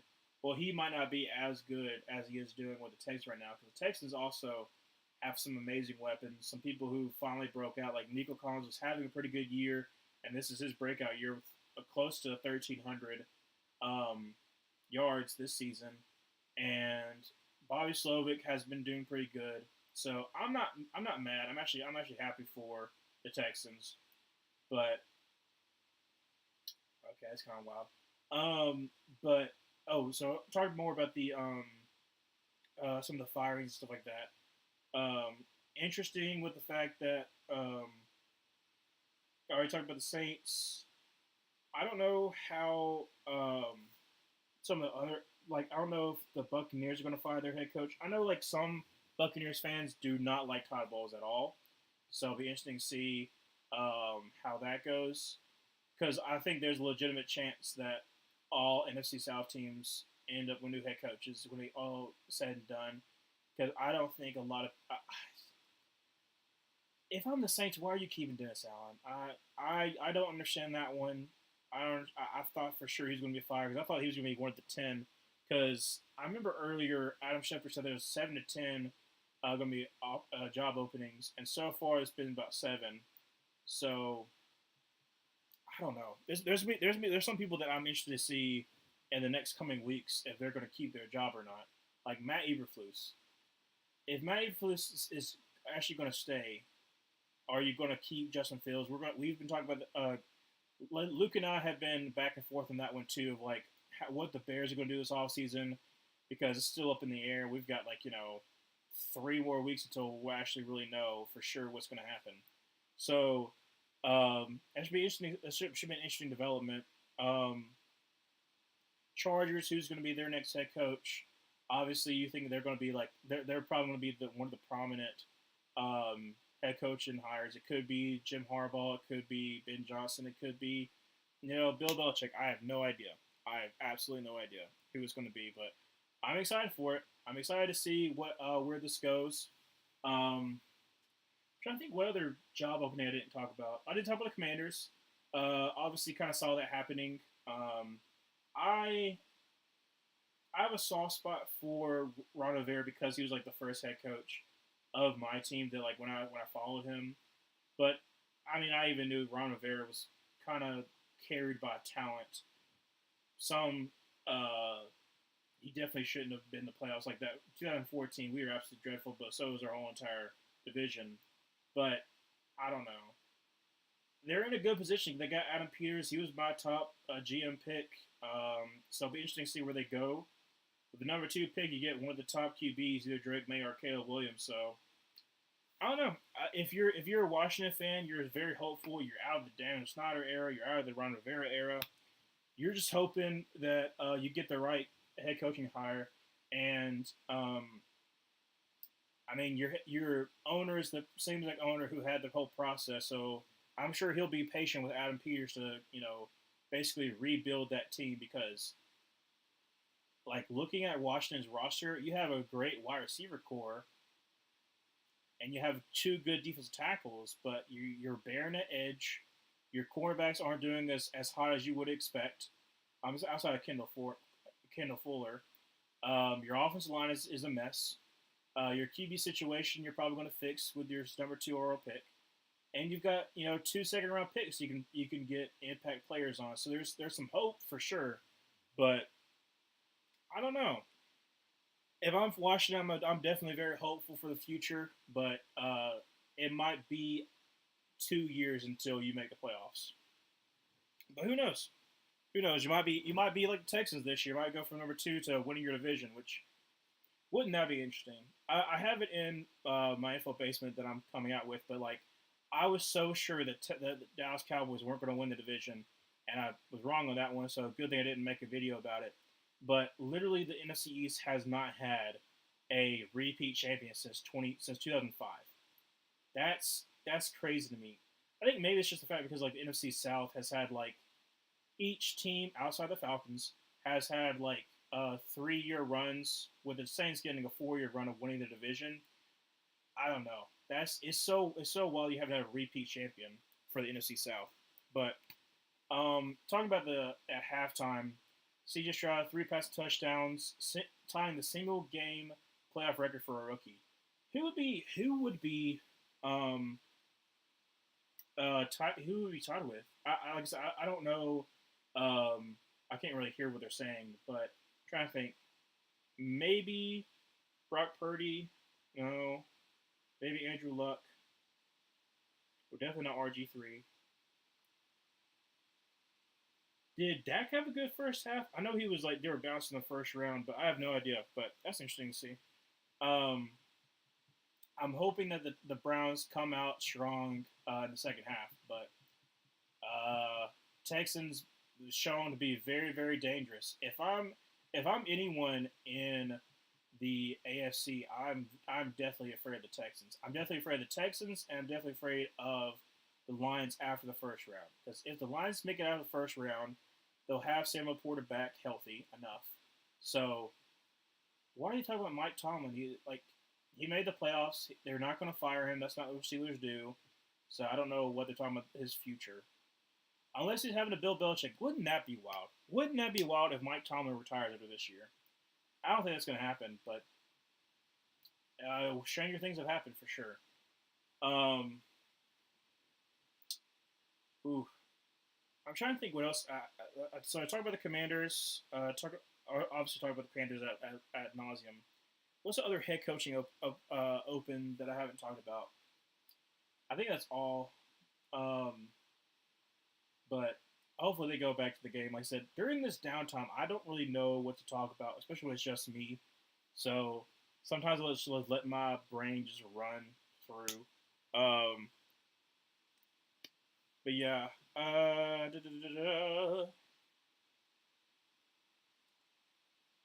what was it? Well, I was gonna say something, but I don't know what I was gonna say. Oh, I guess because I'm an Auburn fan, so I can talk about this. But um, in case you heard, obviously with the Nick Saban news and all that kind of stuff, underneath all that, there's been some Auburn fans who've been kind of concerned with the fact that our running backs coach Cadillac Williams, who was also in the room for about 4 games, left, and so did our DB's coach Zach Etheridge. I'm not too concerned because obviously I want like former Auburn players, former Auburn coaches, especially people that I thoroughly enjoy, that Zach Etheridge and Cadillac Williams. I want them to be successful anywhere they go. So I'm hopeful for the best that they get a really good job. I'm hoping that Cadillac, hopefully gets an offensive coordinator position so he can actually show what he's got. He's been a pretty good recruiter. So is Zach Etheridge. So I guess just talking about that too, just as an Auburn fan, I try to quarrel some Auburn fans who are kind of concerned about it. I'm like, it's not really that big of a deal. Obviously, um, it's better for them to gain other experiences. Like Cadillac Williams, better for him to get other experiences so he can grow as well. And it's a great opportunity for both of them. But in this Dolphins Chiefs game, I guess, because almost immediately after this game, I'll be streaming that game because it's 5:09. So it's been about an hour and a half in the first half. So hopefully this ends because I'm starting exactly at 7. But I guess a little preview too because I won't really be able to do that after this game I'm streaming right now. But without having the edges, it's gonna be very hard for the Dolphins. Isaiah Pacheco is gonna should have a really good game, um, and I feel like the Chiefs are gonna be able to pull it out. But I do think it's gonna be a close one for sure. Um, and also, Chiefs defense has been pretty good this year. It's basically been almost like carrying their team. If I'm the Chiefs, though, I am already looking at trying to get Mike Evans if he leaves Tampa Bay, getting him in free agency, or also in this and actually just stacked wide receiver draft class. You get somebody that you can stretch the field with because you absolutely need that on your team because you do not have that guy. Because Kadarius Toney has no hands, and so does MVS. They have no hands whatsoever. So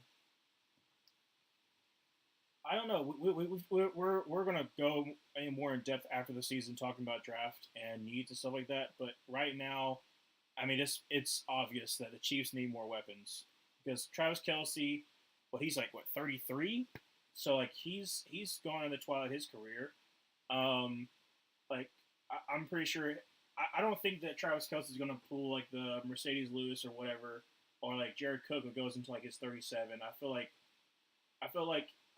Travis Kelsey is going to go out when he's still able to perform at a high level because right now he still is.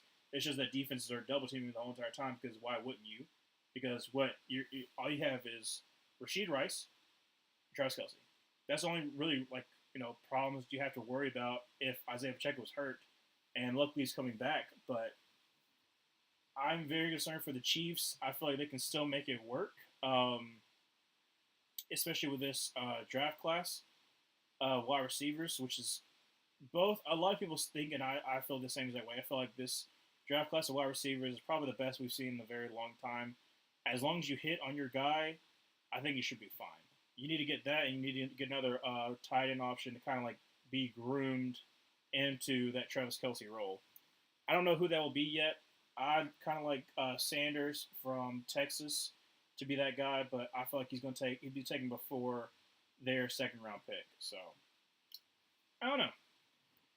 I guess how I see this game going, um, with it being 14-24, I feel like the Browns desperately need to stop here because right now all the momentum is on the Texans side. They need to stop here. Definitely get a touchdown. Even if you get a field goal, that's fine, but you need to make it a close game because being at home and Houston not having the first home game playoff games like 2019, this is like the next 5 or so minutes is going to be very important for the Browns. So let's see what happens though. Obviously, still a commercial break, which I hate, but they're just showing the first half recap. I don't care. There are certain things I feel like I'm just repeating myself. There are certain things about just streaming and stuff like that. Feels kind of weird when you're just by yourself. I'm still getting used to it, so hopefully, next year, next season, I'll be better at it. I'm still getting, you know, working out the kinks. But uh,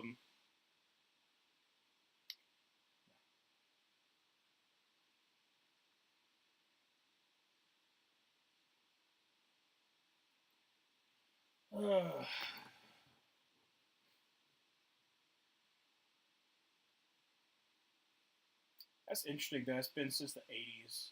I mean, not really interesting because the Browns haven't really been in the playoffs since the '80s. I mean, they were 2020, but Kareem Hunt having a rush touchdown and a receiving touchdown, pretty cool.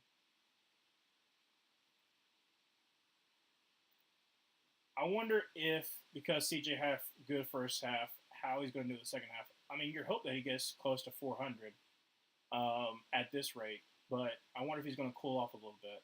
So Browns, you desperately need to stop here. Kickoff's about to ensue,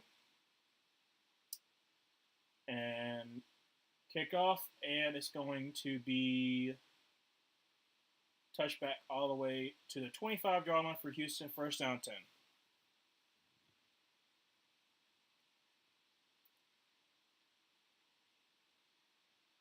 Yeah, like I said, don't no big, don't move too big for him. Yeah, he's definitely stepped up. I mean, his rookie year. Obviously, I don't think anyone's going to be able to match this in a very long time. I mean, going like not only having an amazing year, but making your team win the division and you're up 24-14. Just hopefully this doesn't happen like what you had against the Chiefs, where you had a good lead. So then it gets not Bill O'Brien. It's going to be a handoff to Devin Singletary, who's going to get absolutely nothing. Maybe get back to the line of scrimmage. Second down 10.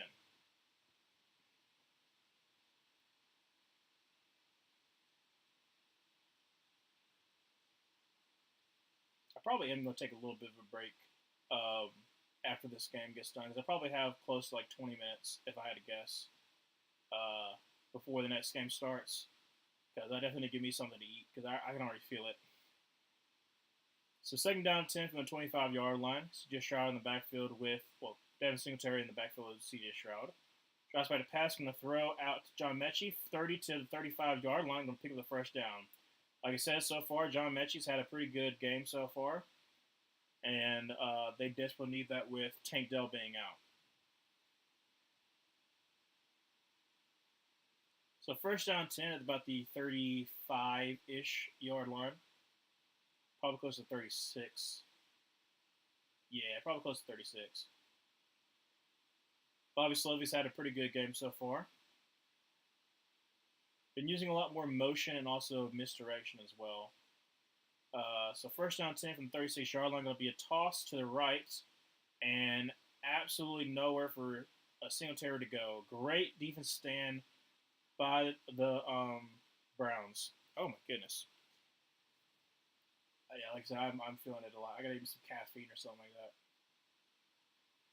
So 3:25, not 13:25 left to go in the third quarter. Second down and 9 for the Texans at about the 37-yard line.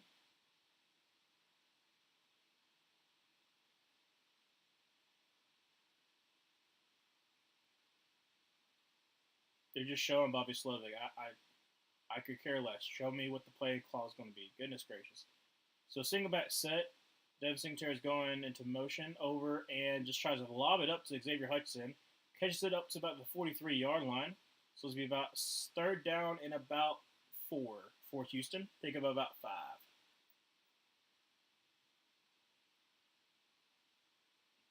Yeah, he had pressure in his face. Shaq Mason, there's been a lot of miscommunication for sure. Shaq Mason, instead of picking up the linebacker, decided to slide over to the defensive end. Kind of odd there, but third down 3 for Houston. The Browns, you desperately need to stop here because Houston's got all the momentum.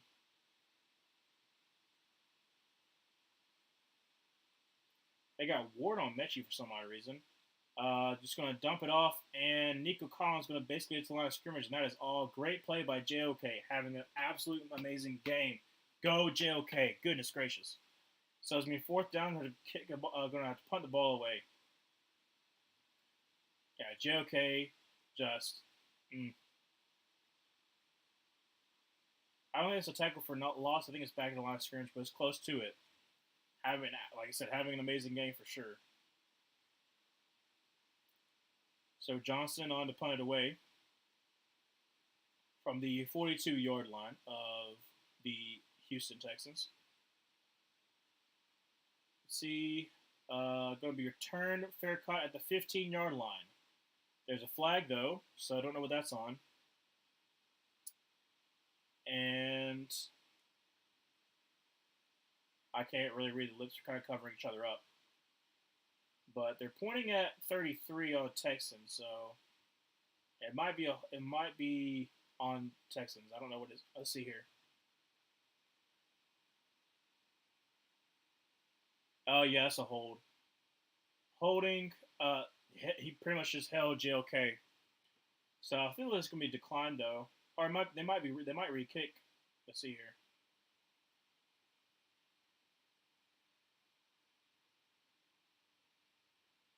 Oh, offsetting penalties. So there was a false start. Really? I didn't see that. They called a false start on Cleveland, so it's offsetting penalties. Oh, illegal formation. So they will replay the kick. Okay, all right. So find a way. If you're Browns, you're okay with that because you definitely need better field position than at the 15-yard line. So re-kick. What the heck? This is the first time that happened. Also, if you're new here, my phone is the one I use my camera for because my computer is absolutely old. My laptop. So if there's like a little bit off, that's why. Because I basically have to like Bluetooth it over. So re-kick for Houston. Taking a long time though for some odd reason. Donovan Peoples-Jones back to return. Johnson's about to kick. And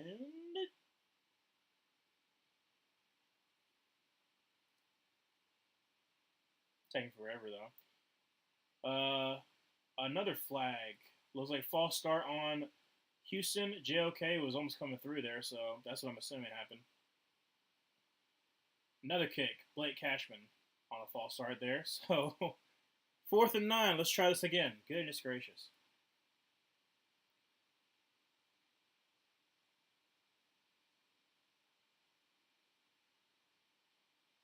All right, so 4th and 9 from the 37 or so yard line. Johnson's back to back to punt again. Ooh, almost offsides by Cleveland. Gets it off cleanly, and it's going to be returned. It's it's basically going to be at the 15-yard line again. Probably maybe 16, 17, but yeah. So nothing happened. Nothing happened over that last minute, literally. And of course, you're going to commercial break. Oh goodness. Well, if you're Cleveland, you're happy. I mean, you're able to get a stop there, but still being deep in your own on your own side of the field, you got to get some kind of points here. You're down by 10, and this is a dangerous Texans team at home. So I am expecting probably a deep shot to start out. More likely to be a play action pass. That's basically that's what the Browns have been doing. Just play action pass. They really haven't been doing just like straight drop back. So.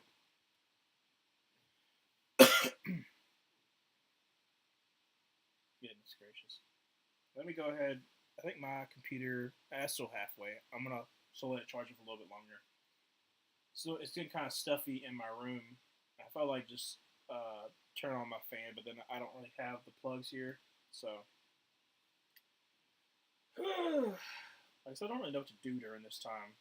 I don't know. Um,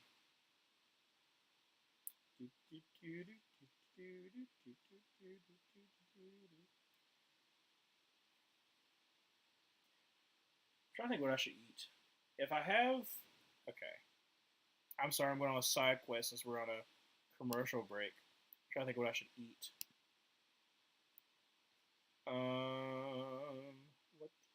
What do I have to eat at my house? I don't know. Something though. Also, if you're the Browns, you got to get Amari Cooper more involved. I know they're definitely being the main focus of trying to shut him down, but I don't know, like screens, something. You got to get Amari Cooper involved.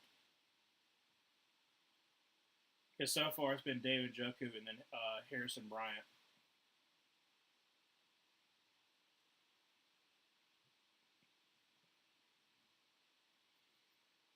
Mm.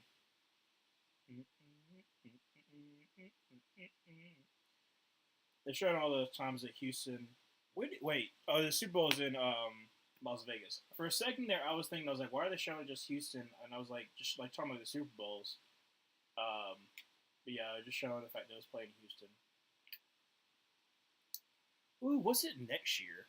Obviously, Las Vegas is this year. Let's see here. Super Bowl. Oh, sorry. Play action pass, of course, is going to dump it off to David Bell, who's going to pick up about 4.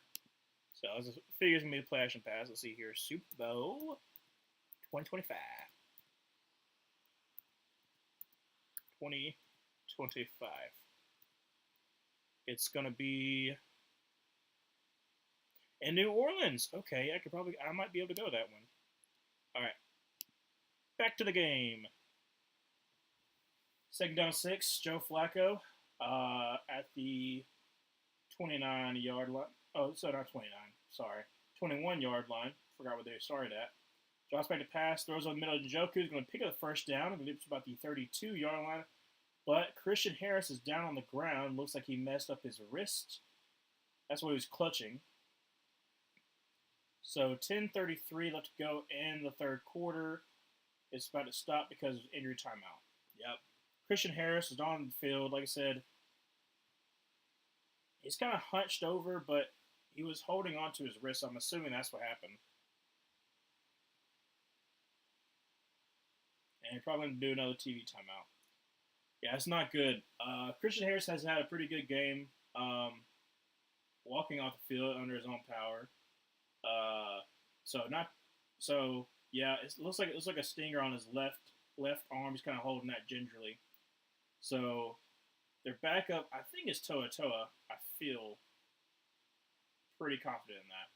So first down 10 for Cleveland at about the 32. Yeah, close to the 31.5 yard line. Kareem Hunt is in the backfield. Single back set. But I sent Amari Cooper in motion over to the left. Oh, it was Denzel Perryman is the backup. I hate him.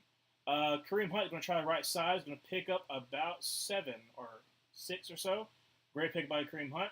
Closing in on 10 minutes left to go in the third quarter. That's a wide split right there. How do you not realize it's a run to the right? There was like literally, Harrison Bryant got rolled up on though.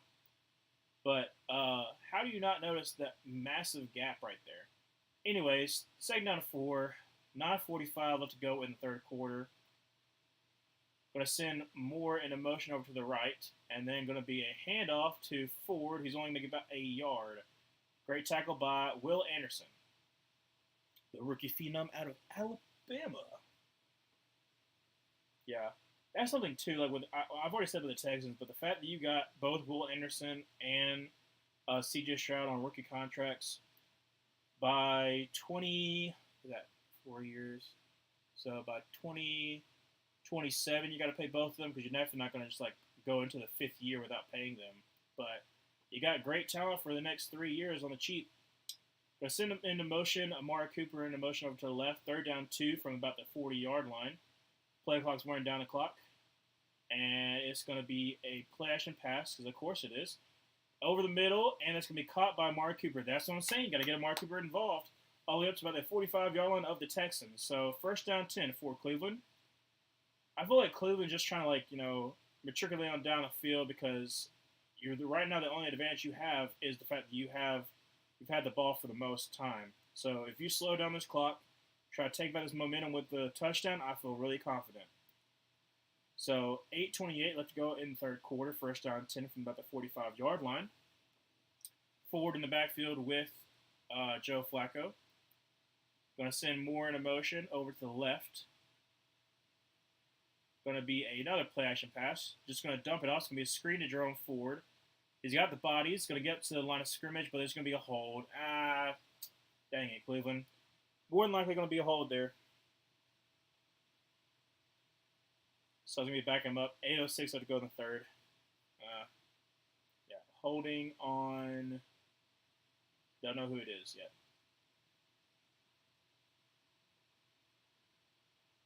Number 55. Their center. So instead of being, what was that? What did that have been? First down 10. No. Yeah, first down 10. It's going to be first down and about 20. Yeah, first and 20. 8:06 left to go on the 45-yard line of the Browns. So pushing you back a little bit. So far, there hasn't been really that many penalties, so I thoroughly enjoy that. And Njoku over to the left for Joe Flacco. Going to audible, and drops back to pass. He's got time. Going to throw over the middle to David, who's going to pick about 5. So, taking out 15 from the 50-yard line. Like I said, that holding definitely hurts you. I mean, there's not many second and 15 plays you got. Just trying to, get your third and manageable, hopefully.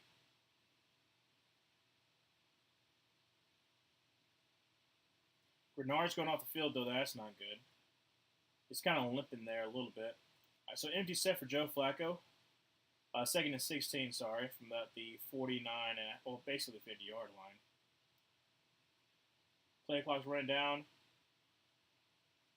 And he's going to go over the middle to David Bell. Is going to get the first down. Wow, great play by David Bell. So all the way up to about the 35-yard line. Under 7 minutes left to go in the third. Cleveland is well within a field goal range. All the way up to 35.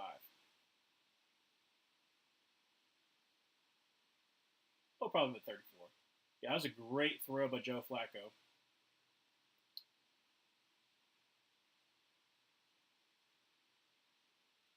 Yeah, Grenard's sitting on the bench. He must be in some kind of pain. They're not really talking about it though. So at the 34-yard line, first down 10. Joe Flacco drops back to pass. Is going to get pressured. He's going to throw over the middle. Well, and it's intercepted. Wow. He just tried to toss it up. Going to be picked up with Steven Nelson. 50, 45, 40, 35, 30, 25.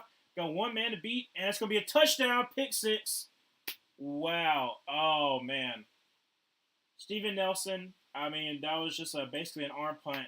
Returns it about 80 so yards for pick six. Oh, man. That's not good. That's 14-30, probably 31.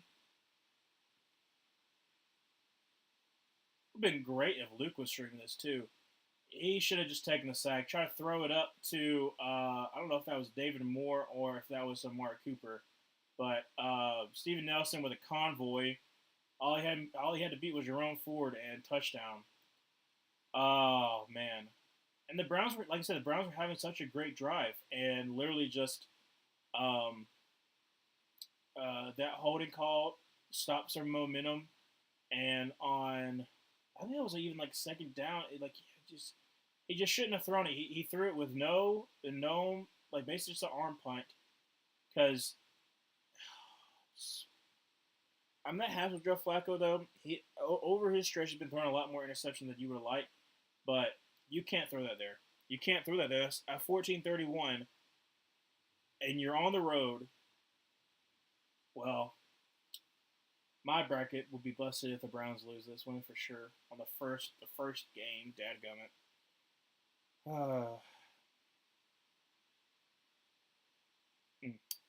See here. 5:32, and we've got a whole another quarter. So we should probably be done in about an hour. All right, I'm good. I'm good. I just gotta stand up. Goodness gracious.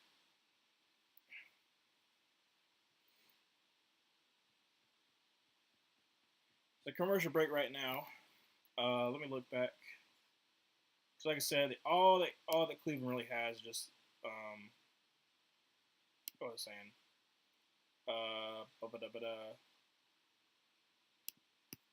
All they have is a time of possession, but I'm pretty sure that CJ is he's still 252. Jeff Flacco's at least up to 222, but it's still 9.5 yards per play. It's still crazy. Obviously, it's been down since they were at 14, but if you're the Browns, you're very concerned. I don't know. I'm not thinking it's gonna be the end of the world. I don't think like the Browns are out right now. But if this next drive you don't score anything, then no. You're down by 17, so you're down by 3 scores, and you're just hoping and praying that you can score a touchdown here because if you're going to be down by 3 scores going to the fourth at away and you're away, well, it started off good, but not good for the Browns right now. Oh my goodness, a lot of cars. I don't know. Like I haven't been to Energy Stadium, but I've heard it's pretty good. Roger Goodell's there, showing him there. First game of the wild card. I don't know who he's with though. I don't recognize that person.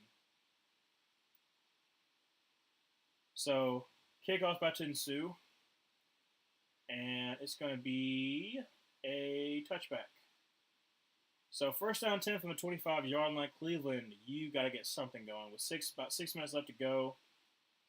Great pass rush by, is that Will Anderson, I feel like? I forgot who. No, it wasn't. It was Barnett. He's actually had a pretty good game so far. He had a sack and then basically caused that pick. But, yeah, just dumb. Just dumb. No, it's still the net. So I know you returned for a touchdown, but that was like an arm punt. So first down 10. Joe Flacco, play action passes, of course. Why not? Going to dump it off to Bell, who's going to pick up about 4 or 5 yard line, 4 or 5 yards.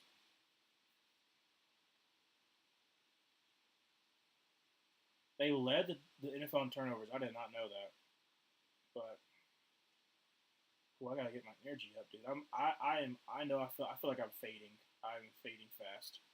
I did not get the best sleep either. So, all right. 5:30 left to go in the third quarter. Second down 6 for the Browns. Down 31-14. Another play action pass is going to dump it off to Brown. Not Brown. Going to dump it off to Bell. He's going to get close to first down, but be short by about a yard. So 3rd and 1.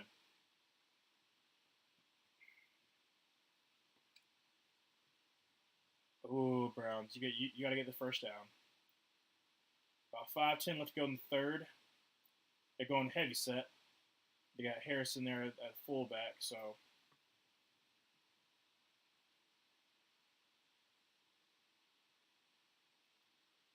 Third down and 1, going to be a handoff to Kareem Hunt. He's going to try the right side, and he's not going to get it. Oh, my goodness. Oh, wow. Great job by Blake Cashman, Christian Harris, and Will Anderson all in the stop there. Oh, man, Cleveland. Cleveland.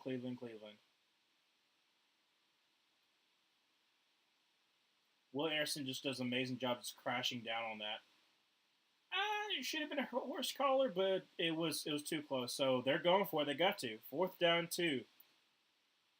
Oh wow! If this, yeah, I was saying if you don't get this here, 4th down 2. Bell motions out of the back oh my gosh, Joe Flacco drops back to pass, picked Christian Harris. That's a touchdown. Oh wow. Back-to-back pick sixes.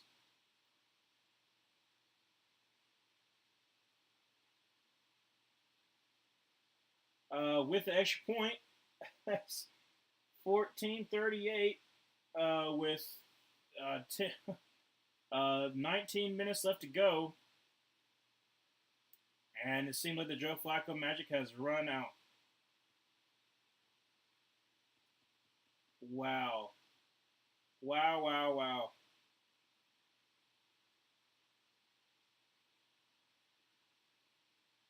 I mean, good for you, Houston. Oh, man, dude. Oh.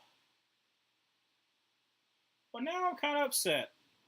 Because it was 24-14. Browns driving down the field to get the holding call, and then now 38-14 Texans. 4 minutes left to go in the third quarter. Going to go to commercial break, but oh man, I mean you're just hurting yourself, Browns. Man,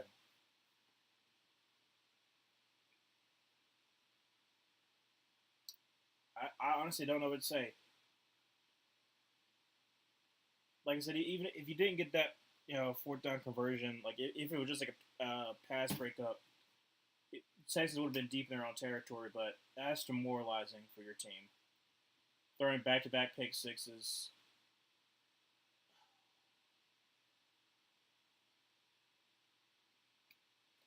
You're down 24. You got 19. You got 19 minutes left. So theoretically, you score 3 touchdowns, all get 2-point conversions. You're just tied. So, oh man, how do you let that happen? How do you let that happen? I don't know. I don't know. Uh,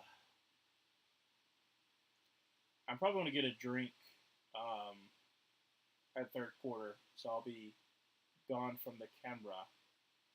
But like I said, I know I gotta get me a pick me up. Hopefully by the fourth quarter, there's not this many TV timeouts because there's been a lot of scoring in the third quarter, so there's been a lot of TV timeouts for sure. Goodness gracious.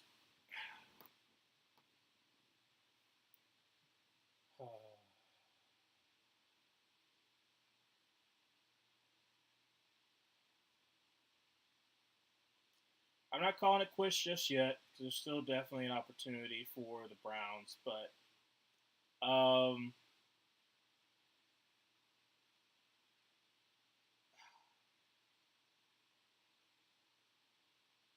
do you let that happen, man? Well, I'm not giving up hope just yet. I still want this to be a good game, so let's hope for a comeback or something close to it. So Texans and probably a sold out crowd going to kick it off, and it's going to be a touchback. So Browns first down 10 from the 25-yard line. Joe Flacco threw back-to-back pick sixes after playing an amazing first half. Just not being smart.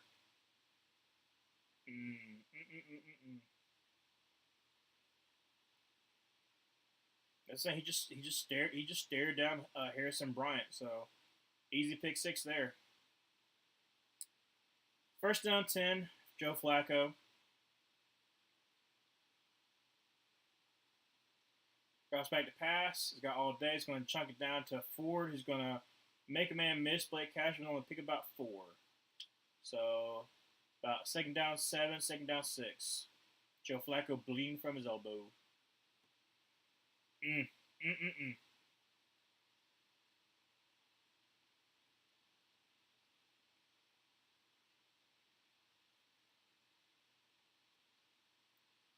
All right, drops back to pass. They're going to, right through the hands of Njoku. Try to drop it off to Njoku, but goes right through his hands. Would have been an easy first down. Third down 6.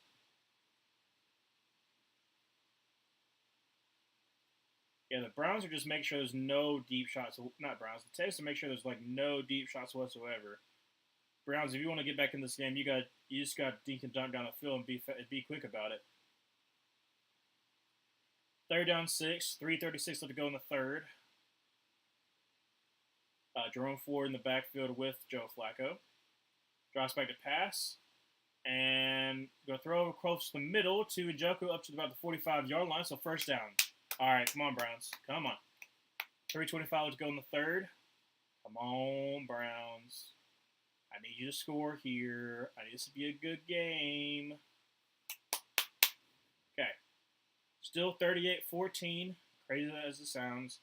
First down 10 from the 45-yard line. Joe Flacco drops back to pass, throws across the middle to Njoku. He'll pick up about 3. So about the 48-yard line, second down 7. He's nearing 100 yards, not there quite yet. I think it was at 90. So 2:50 left to go in third. Jerome Ford to the left. Joe Flacco is going to drop back to pass, and he's got time. I'm going to throw to. He's dropped by number 3, Steven Nelson on the coverage, but I mean it's more so just a drop. So third down 7. 2:43 left to go. Is that Goodwin? I almost caught that, but Nelson hit him. Yeah. Another offensive lineman down for the Cleveland Browns. Wow. Mm. Mm-mm-mm. And so that's going to be Watson the fourth. Going to take over at right tackle. Browns, you got to get this first down. Like I said, if you don't get this first down, the game's pretty much over. If you don't score somewhat here, you need some kind of score. 2:43, third and 7 from about the 48-yard line. Their 48-yard line. Trips formation. Well, trips right.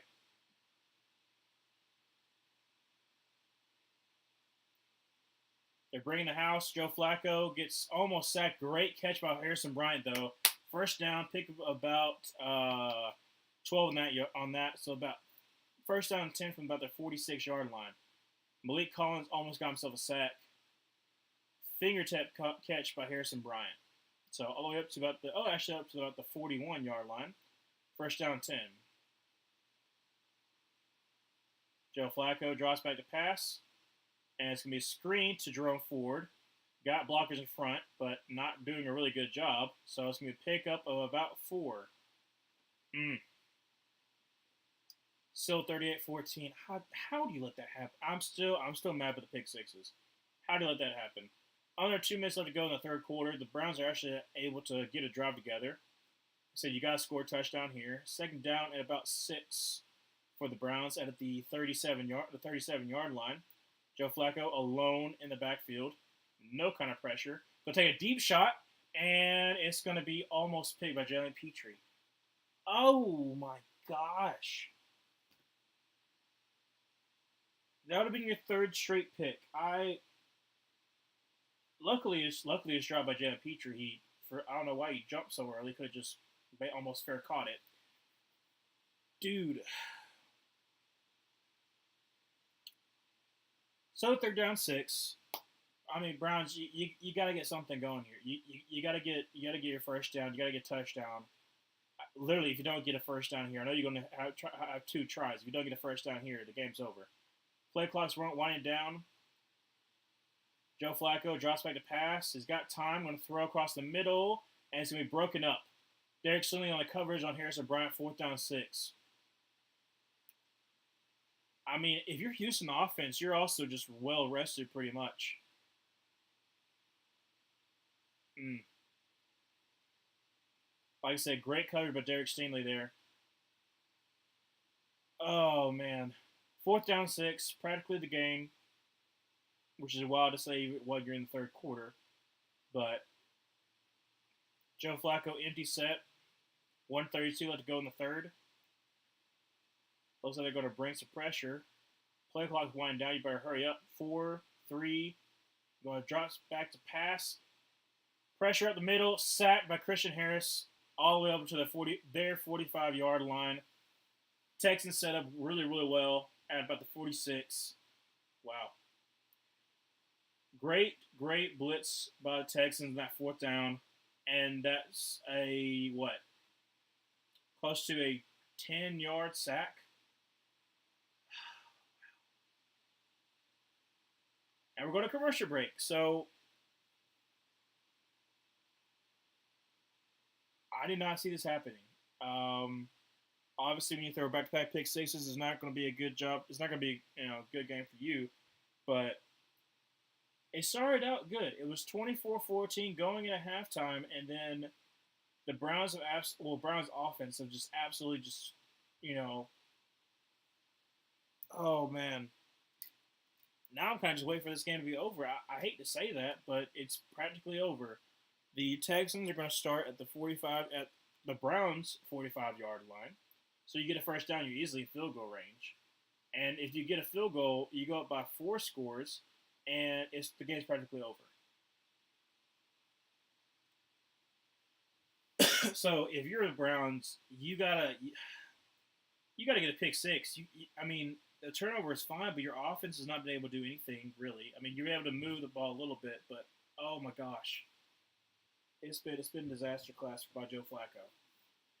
The Joe Flacco magic has definitely run its course, and yeah, no, not good, not good. The other thing I hate about this commercial break is it's going to put another commercial break by the third quarter. So you got 1 minute until like literally 2 plays probably until the third quarter TV timeout.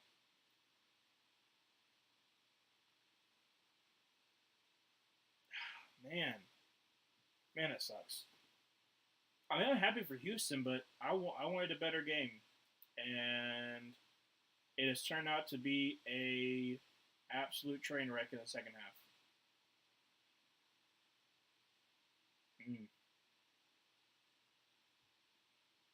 I have no words.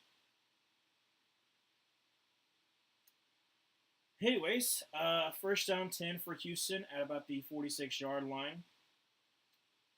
Um, oh, I didn't know that the Lions Rams is also going to be on Peacock, but it's not exclusively on Peacock. So at least there's that. Like I said, after this game, I'll be streaming the Dolphins Chiefs game as well because I do have Peacock. And then tomorrow night, I'll be streaming with Luke the Rams and Lions game. And I mean, he can give you his opinion on this game because goodness knows you gotta be happy. Drops back to pass, throws to Nico Collins, going to get the first down and get about 11 yards in the play. Nico, like I said, just going down the field pretty easily. And with 1:15 left to go in the third, you take it slow. You go. I mean, you got pretty much going to have like another play to go into the fourth, up by 24, deep in Cleveland territory. I mean, like I said, you can get C.J. Stroud his 300 yards because he's pretty dang close to it. But dadgum, 56 seconds left to go. Be handoff to Devin Singletary. He's going to pick up about 5 or 6. So you got one more play until the fourth quarter. They're showing his Rose Bowl game against Utah. Yeah, I mean, like he's and the Georgia Peach Bowl. Like, in big moments he definitely steps up. But dude, he definitely stepped up. Okay, I'll give him his credit. He stepped up in this game, but it's also because Joe Flacco threw 2 pick sixes. That's gonna hurt me. Under 20 seconds left to go in the third. Going to be the last play of the third, and he's going to hand the ball off to Devin Singletary, who's going to get maybe a yard. It's pretty much back to the line of scrimmage. So, fourth quarter incoming. Cleveland, you got to get some kind of turnover here. It's going to be third down and probably about 4. But literally, if they get a field goal, you're down by 4 scores. In the fourth quarter, I don't see you coming back from that. What could have been? So, third quarter, TV timeout is going to take a little while longer. Like, if you're NBC, I know you got like a whole another hour until the other game starts, but please just don't have that many TV timeouts because this game's practically over. I know you're trying to like stretch it out a little bit, but please don't. We don't want that. Let's see the time possession. I'm pretty sure that Houston is still down, but I know it's not by much. And let's see here. And we are. So you're still down by 8 minutes, but I mean that's not really that big. That's really not that big of a difference. Texans are still at 9.1 yards per play. That is crazy. That is really crazy. But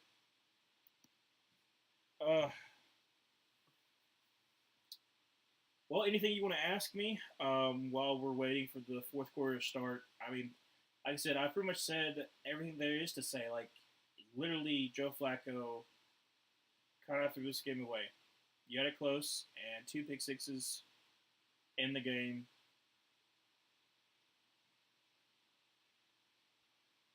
And if you're wondering, like I said, I'm not mad that Texans are winning. I'm happy that they're winning. I'm more so mad because it was a good game and then became a blowout. And I prefer when it's a closer game. I mean, obviously you do, especially when you're like watching it as just like a regular fan. But oh man. All right, let's get back to the game.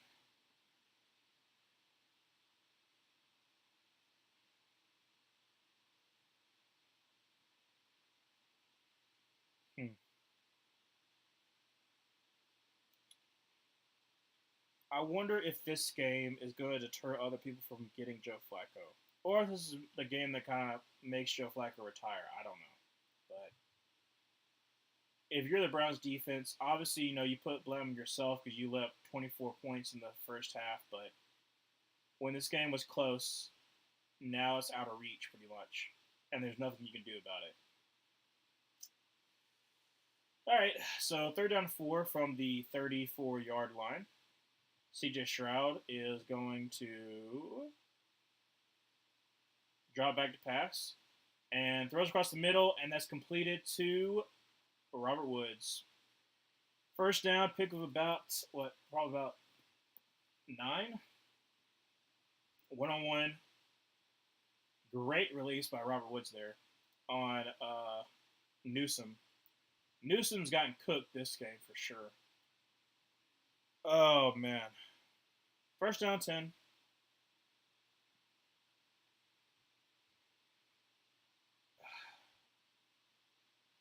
CJ Stroud 274 with 3 touchdowns. Like I said, he can still get his 300, but I'm pretty sure the Texans are just going to try to run this. Yeah, handoff to Devin Singletary, who's going to get to the 20, probably the 19-yard line, so pick up about 3 or 4. Ah, QBs that led NFL passing yards. Yeah, like I said, he's definitely joined that group. Been absolutely outstanding this game. 3 touchdowns. Could have had himself 4 if he didn't overthrow Nico Collins, but I mean that would have been something too. If he didn't overthrow Nico Collins and would have himself another one, definitely would have been out of reach. All right, so second down 7.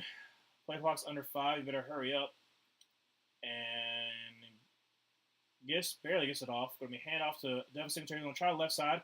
Going to be 10-5, and that's a touchdown. That's game over. 13:27 left to go.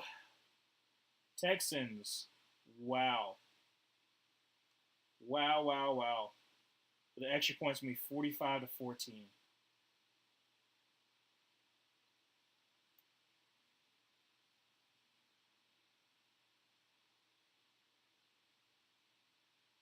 I I don't know what to say. I don't know what to say. I mean, you can just look at the demeanor of the Browns, and it's demoralizing. It is. You work so hard, and did he still make that? Oh my gosh! It's gonna be offsides, but there is probably gonna be declined. Yeah, offsides. Miles Garrett, dude. So that's 4 touchdowns. No, no, no. It's not 4 touchdowns. There's a handoff. Never mind. But okay, so I planned for um, Houston to lose. So if the other people that I have winning still wins, then they'll still go to the Ravens, which that'd be an amazing matchup. Ooh, I actually like that one better than Browns. The Browns, the whole reason why I had the Browns going against the Ravens, because I really want to see Joe Flacco versus the Ravens. But obviously, it doesn't really matter anymore because that's not going to happen. But I'll be interested to see what the Ravens defense will do against CJ Stroud. And I'm just assuming that the Chiefs will take care of business and the Bills take care of business. So all division winners will go on to the divisional. But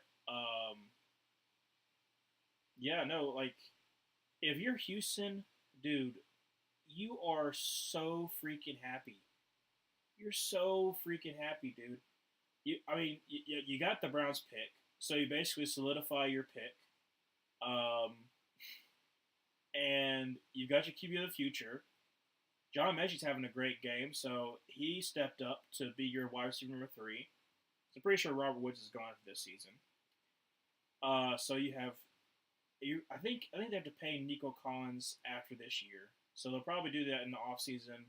If I had to assume, because they got the cap space. Like Houston is in such a good spot. Obviously, tomorrow when Luke will be streaming with me, we'll talk more about it then. Um, Obviously, we'll talk about this game too because I just wild, just so wild. 45-14. I I think this is the first blowout that I've actually streamed though, because earlier in the year when I was streaming, it was more so like Thursday night games, which were absolutely atrocious. Um, but this is something else. I absolutely hate this. I hate streaming games that are blowouts because I have no commentary to say really, that I haven't said already, and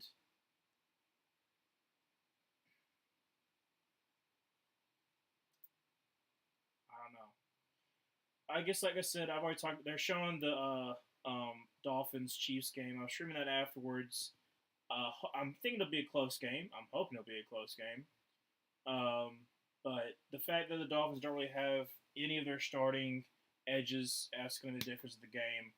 Pacheco's probably going to run a good bit against the Dolphins because Jerome Baker's also out. So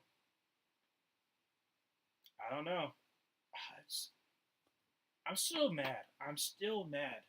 I'm trying to get. I'm gonna get over that by the end of the next game. But man, okay. So first down 10 from the 25-yard line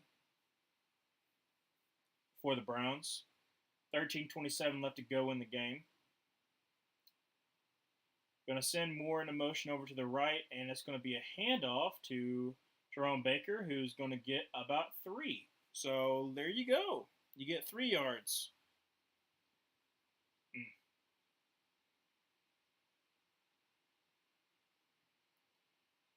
I mean,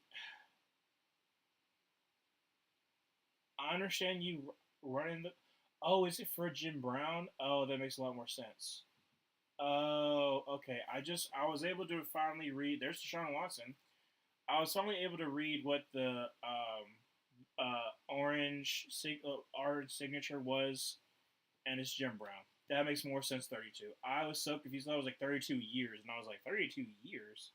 But another handoff to Jerome Ford, who gets about 3. So the Browns pretty much have given up because a whole minute has gone by. You're third down and about 4, and you're you're down by 31. So technically, you're down by 4 scores if you get 4 touchdowns and 4 2-point conversions. But no one has come back from 31 down in the fourth quarter. So third down 4. Huber in motion over to the left. Drops back to pass, and he is going to run for the first down. Joe Flacco shot off the wheels. Going to go up to the 39-yard line. Look at you, Joe Flacco.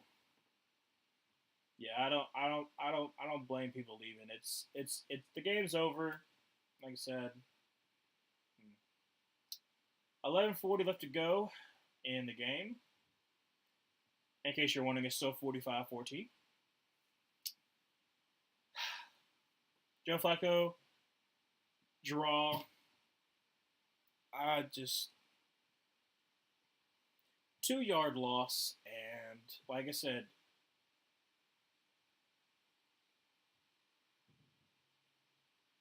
honestly, what could have been? That's crazy. That's crazy, dude. 45-14 is not where I saw this game going. Under 11 minutes left to go in the game. Browns just taking their sweet precious time.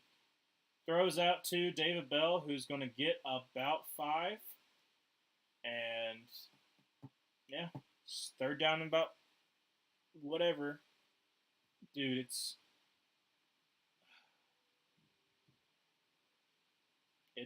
literally like, you know. Well, the good thing is I'll have a little bit of a break so that I can give me some food and then start the other game. Still wild. All right, so third down 5. Joe Flacco drops back to pass. Is going to dump it off to Kareem Hunt, who is going to get about 3. So about 4th and 2, 4th and 3. Good for you, Browns. Under 10 minutes left to go. Everyone's just cheering, happy because, what else can you do? I hate that. I said it before, but I hate the eye black that makes you look like you have a black eye. It's not cool. It looks weird. It's the white defensive tackle for um, Houston. I don't remember his name, but I hate that. It looks dumb. 4th and 3, Cleveland at the 46-yard line. Got to get up to the 49. Joe Flacco drops back to pass and is going to dump it off to, and it's incomplete. Incomplete to Njoku, and obviously the game's been over for a while, but that's like the nail in the coffin. So Houston, you can start celebrating because ain't no way you gonna be losing with 9:22 left to go and 30. Another commercial break. Well, Like I said, the game's over, so it's not really that big of a deal, but still. Uh, mm,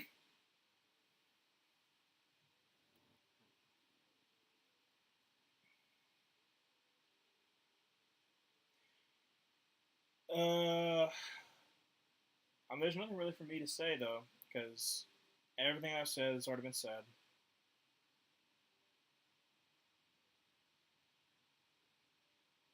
I assume they're gonna give they're gonna try to get C.J. Stroud his 300-yard game because he's at like 276, I think. But who knows? It might be making sure he doesn't get hurt. So I mean that'd be nice if they gave him 300 yards though.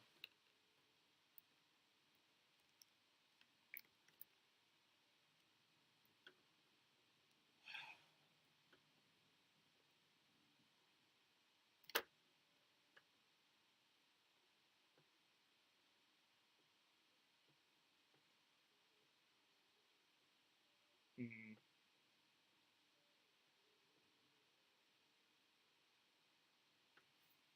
I'm done with all these commercials. Please just go back to the game. Let's end this game. The game's already over.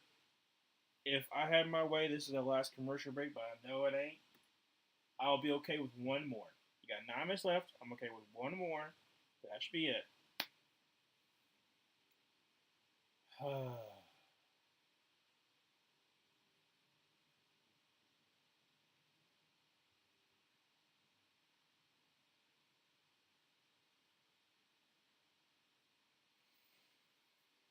Oh, goodness. Okay. Well,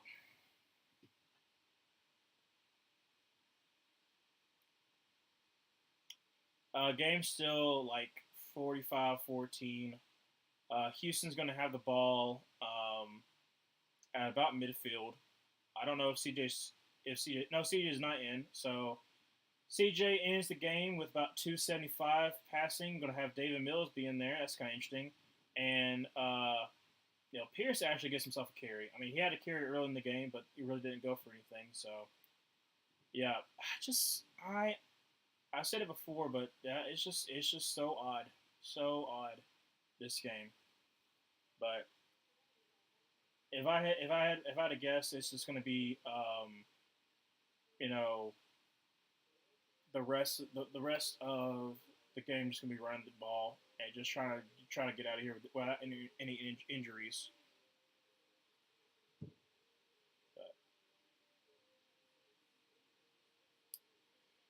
David Mills going to be another handoff to Pierce, and he's going to get basically back to the line of scrimmage. Nothing really there.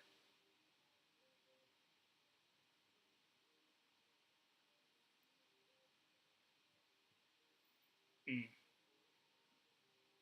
Isn't this surreal for Davis Mills? I mean, obviously you got drafted with the Texans, knowing that like you had like a shot of trying to prove that you're a starter in the NFL. Then you're replaced by CJ, who's having an amazing season, but you're actually able to get some significant snaps in Houston's first playoff game since 2019 or 2018. So third down 9 at about 45. David Mills drops back to pass is going to be a screen and great block by the guard number 60. But it's still going to be short of the first down. Pick up about 7 by John Mechie. 7:40 left to go in the game. Going to be a punt. I swear, if it's another commercial break, I am going to go get me a drink. Not like a drink. I'm just talking like a soda. Because, like I said, I've been feeling it for a little bit. I've been feeling kind of like, I need some energy.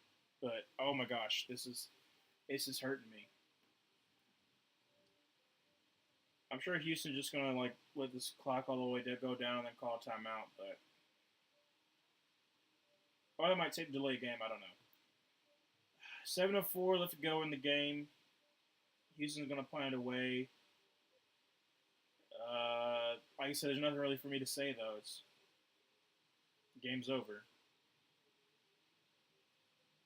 Part of me wants to end the stream, but I'll just go into the end of the game. Might as well. Nobody's really in here, so that's fine. But hopefully, I don't know if it is, but hopefully my mic's not picking up my roommate's music.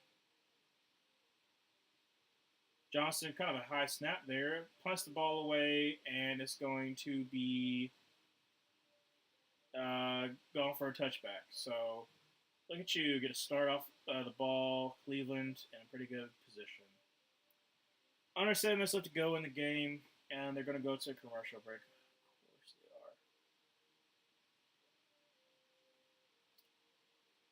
are.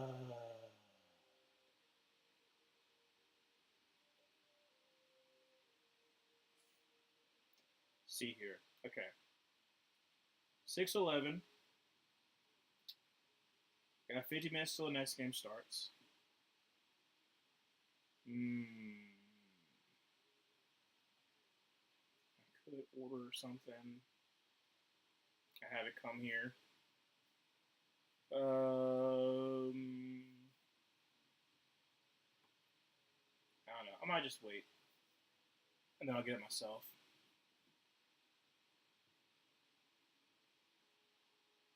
Okay, come on. Let's get done with this. This is taking forever.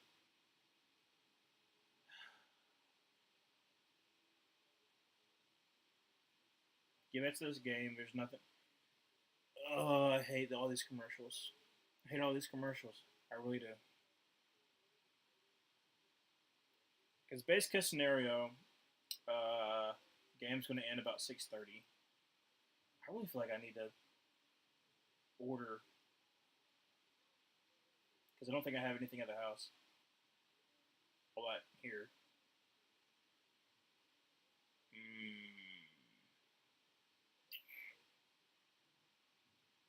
I don't know.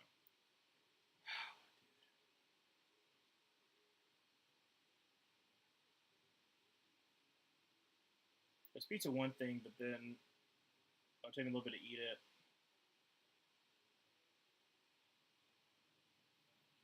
I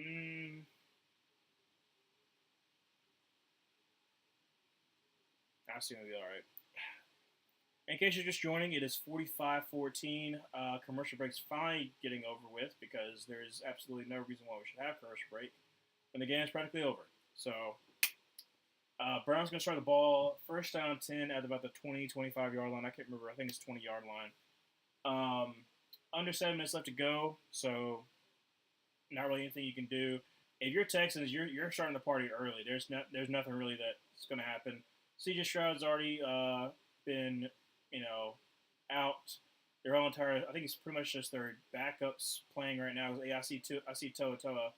So under 7 minutes left to go. First down 10 to 20-yard line. Joe Flacco drops back to pass. He's going to dump it off to Kareem Hunt, who's going to lose about a yard. Like I said, that's pretty much been the game. Is in the second half, Houston's been dominating. They've pretty much made sure that there is no deep shots whatsoever. And Joe Flacco can't do anything. He has been throwing 2 pick sixes, which pretty much put the game out of reach, and then Houston scored again to pretty much solidify the game. Like, literally, it's just backups being in. On offense, both Devin Singletary and CJ Stroud are out. Just chilling out. So, second down 11, 6:15, going to be a draw for Kareem Hunt, who's going to get the first down and get up to about the 33-yard line. So there we go. Something positive. Yeah.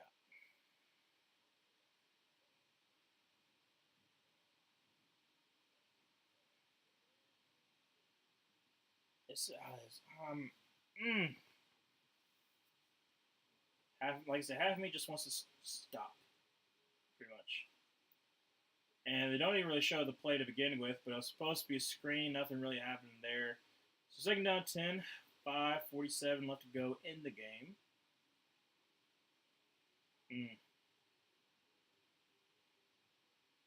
Joe Flacco, 277, touchdown and 2 interceptions. Oh.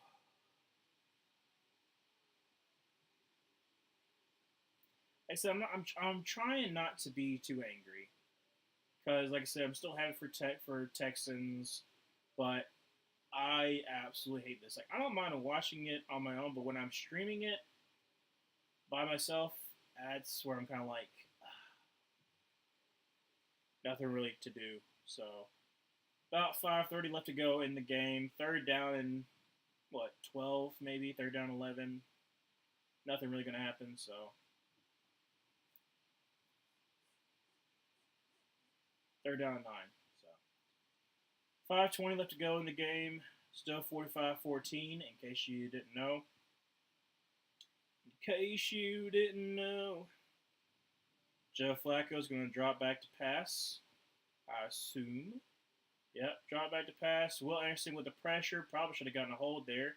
Great catch by David Bell, though, so it's going to be a first down.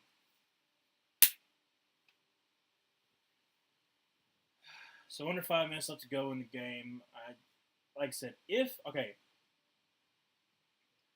I will be so livid if the Browns, don't end the ball and they change possession. If they go to a commercial break, I'm going to be ticked off because there's no reason there should be a commercial break. So 45-14, 4:30 left to go in the game. Going to be a drop back pass, going to be a screen pass to Elijah Moore, who's going to pick up about 5. Look at there, second down 5. Goodness gracious, she puts her loud. She puts music on so loud. It must just because I'm close by the bathroom, but still. About 4 minutes left to go.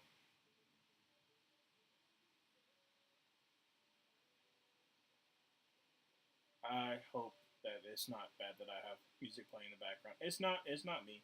Barnett better back it up. He's offsides, but I don't know if they're going to call it. Completion to Amari Cooper for the first down. So all up to about the 46-yard line, 47. 3:40 left to go in the game. Like I said, I'm just counting it down at this point.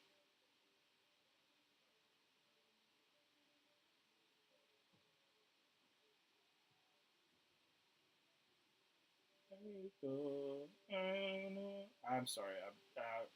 I am done with this game. Just end it now, please. End all of our suffering. 3:10 left to go. Joe Flacco. Check out the line, and it's going to be a draw to Jerome Ford, and he's going to lose to. Yay! Oh my goodness. Just let it run. Just let it run. Oh, there's a Taylor Swift signing. Looky there. I mean, honestly, I'm okay with that because, like, literally, there's nothing else to do. There's really nothing else to do. So, the game's already over. So 43 from the 43. Joe Flacco going to dump it off to Hunter Bryant. He's going to get up to about he's going to get about 5 yards, so about 38. In case you're just joining, 45-14, game's over, and it's pretty much going to go the 2-minute warning unless they get another playoff. So from the 38-yard line, 2:12. Joe Flacco in the backfield with Jerome Ford, obviously in the backfield. And they are going to hand the ball to Jerome Ford, going to try the left side, and he is going to get a yard. Looky there. 2-minute warning, 4th down. Do not go to commercial break. I'm going to be so ticked off if you go to commercial break. There we go. Just keep it rolling. No. Don't go to commercial. Please. Please, no. Do not go to commercial. 45-14. Dadgummit. Okay. Well, it's commercial break.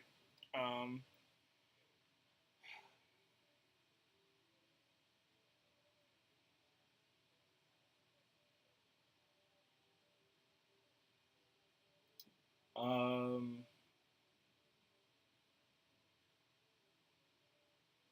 okay.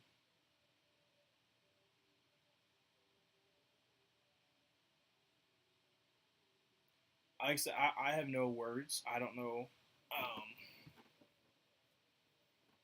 don't know what to say because there's nothing really to say.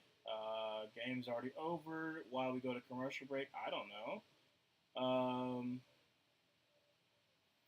It needs to be short, that's for sure.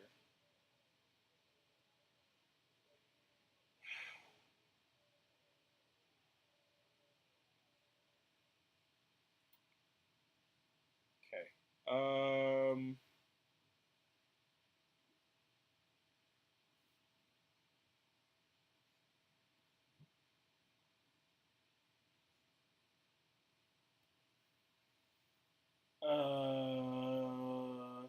So it's gonna be fourth down for the Browns when we come back.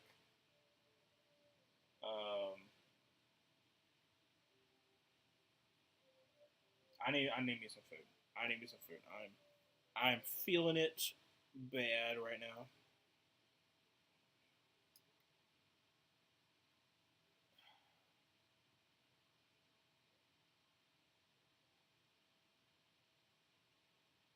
It should be this long. It shouldn't be. Like the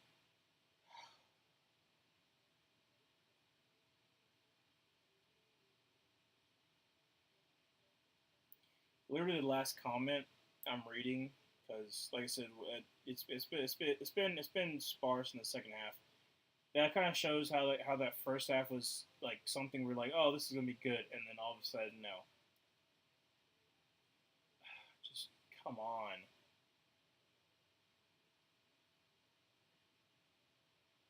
Yeah, Joe Flacco and John Harbaugh, and then Mark Sanchez, Rex Ryan, the last two um, rookie head coaches and rookie quarterbacks to win in the postseason. Joe Flacco, 46 sacked. All right. Uh-oh. Barnett's kind of slow to get up. So 153 left. Tags is just going to knee it out, so that should be it. Um, I'm going to wait till it gets triple zeros. Because then I can say I actually streamed the game and I streamed it in its entirety, even though I didn't really feel like it pretty much in the fourth quarter. Oh man. Come on, just need the ball out, need it out, end the game.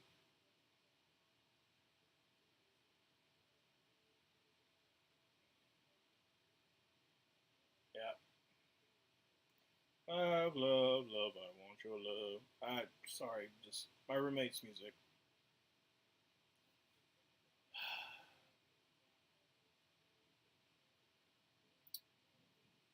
Yeah. So Texans, more than likely, you're probably going to play the Ravens up next. So you gotta be happy.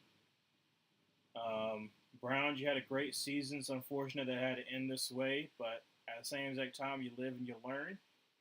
Um, Also, if you're the Browns, good luck to you next year because that cap hit of $60 million for Deshaun Watson is not going to get any easier. Um, I don't because you don't have a first round pick either, just like us. But your second round pick is going to be way, way, way, way, way down. So,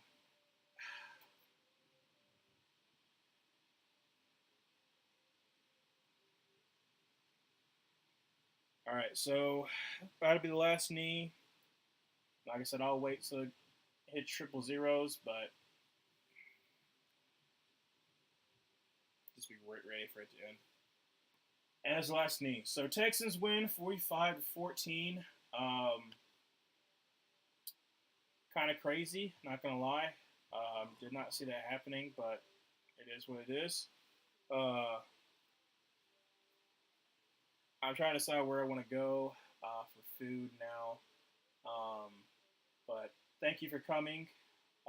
For those who did, I'll be streaming tonight the Dolphins Chiefs game. Hope that's a little bit better. Hope it's a little bit closer. Snow game.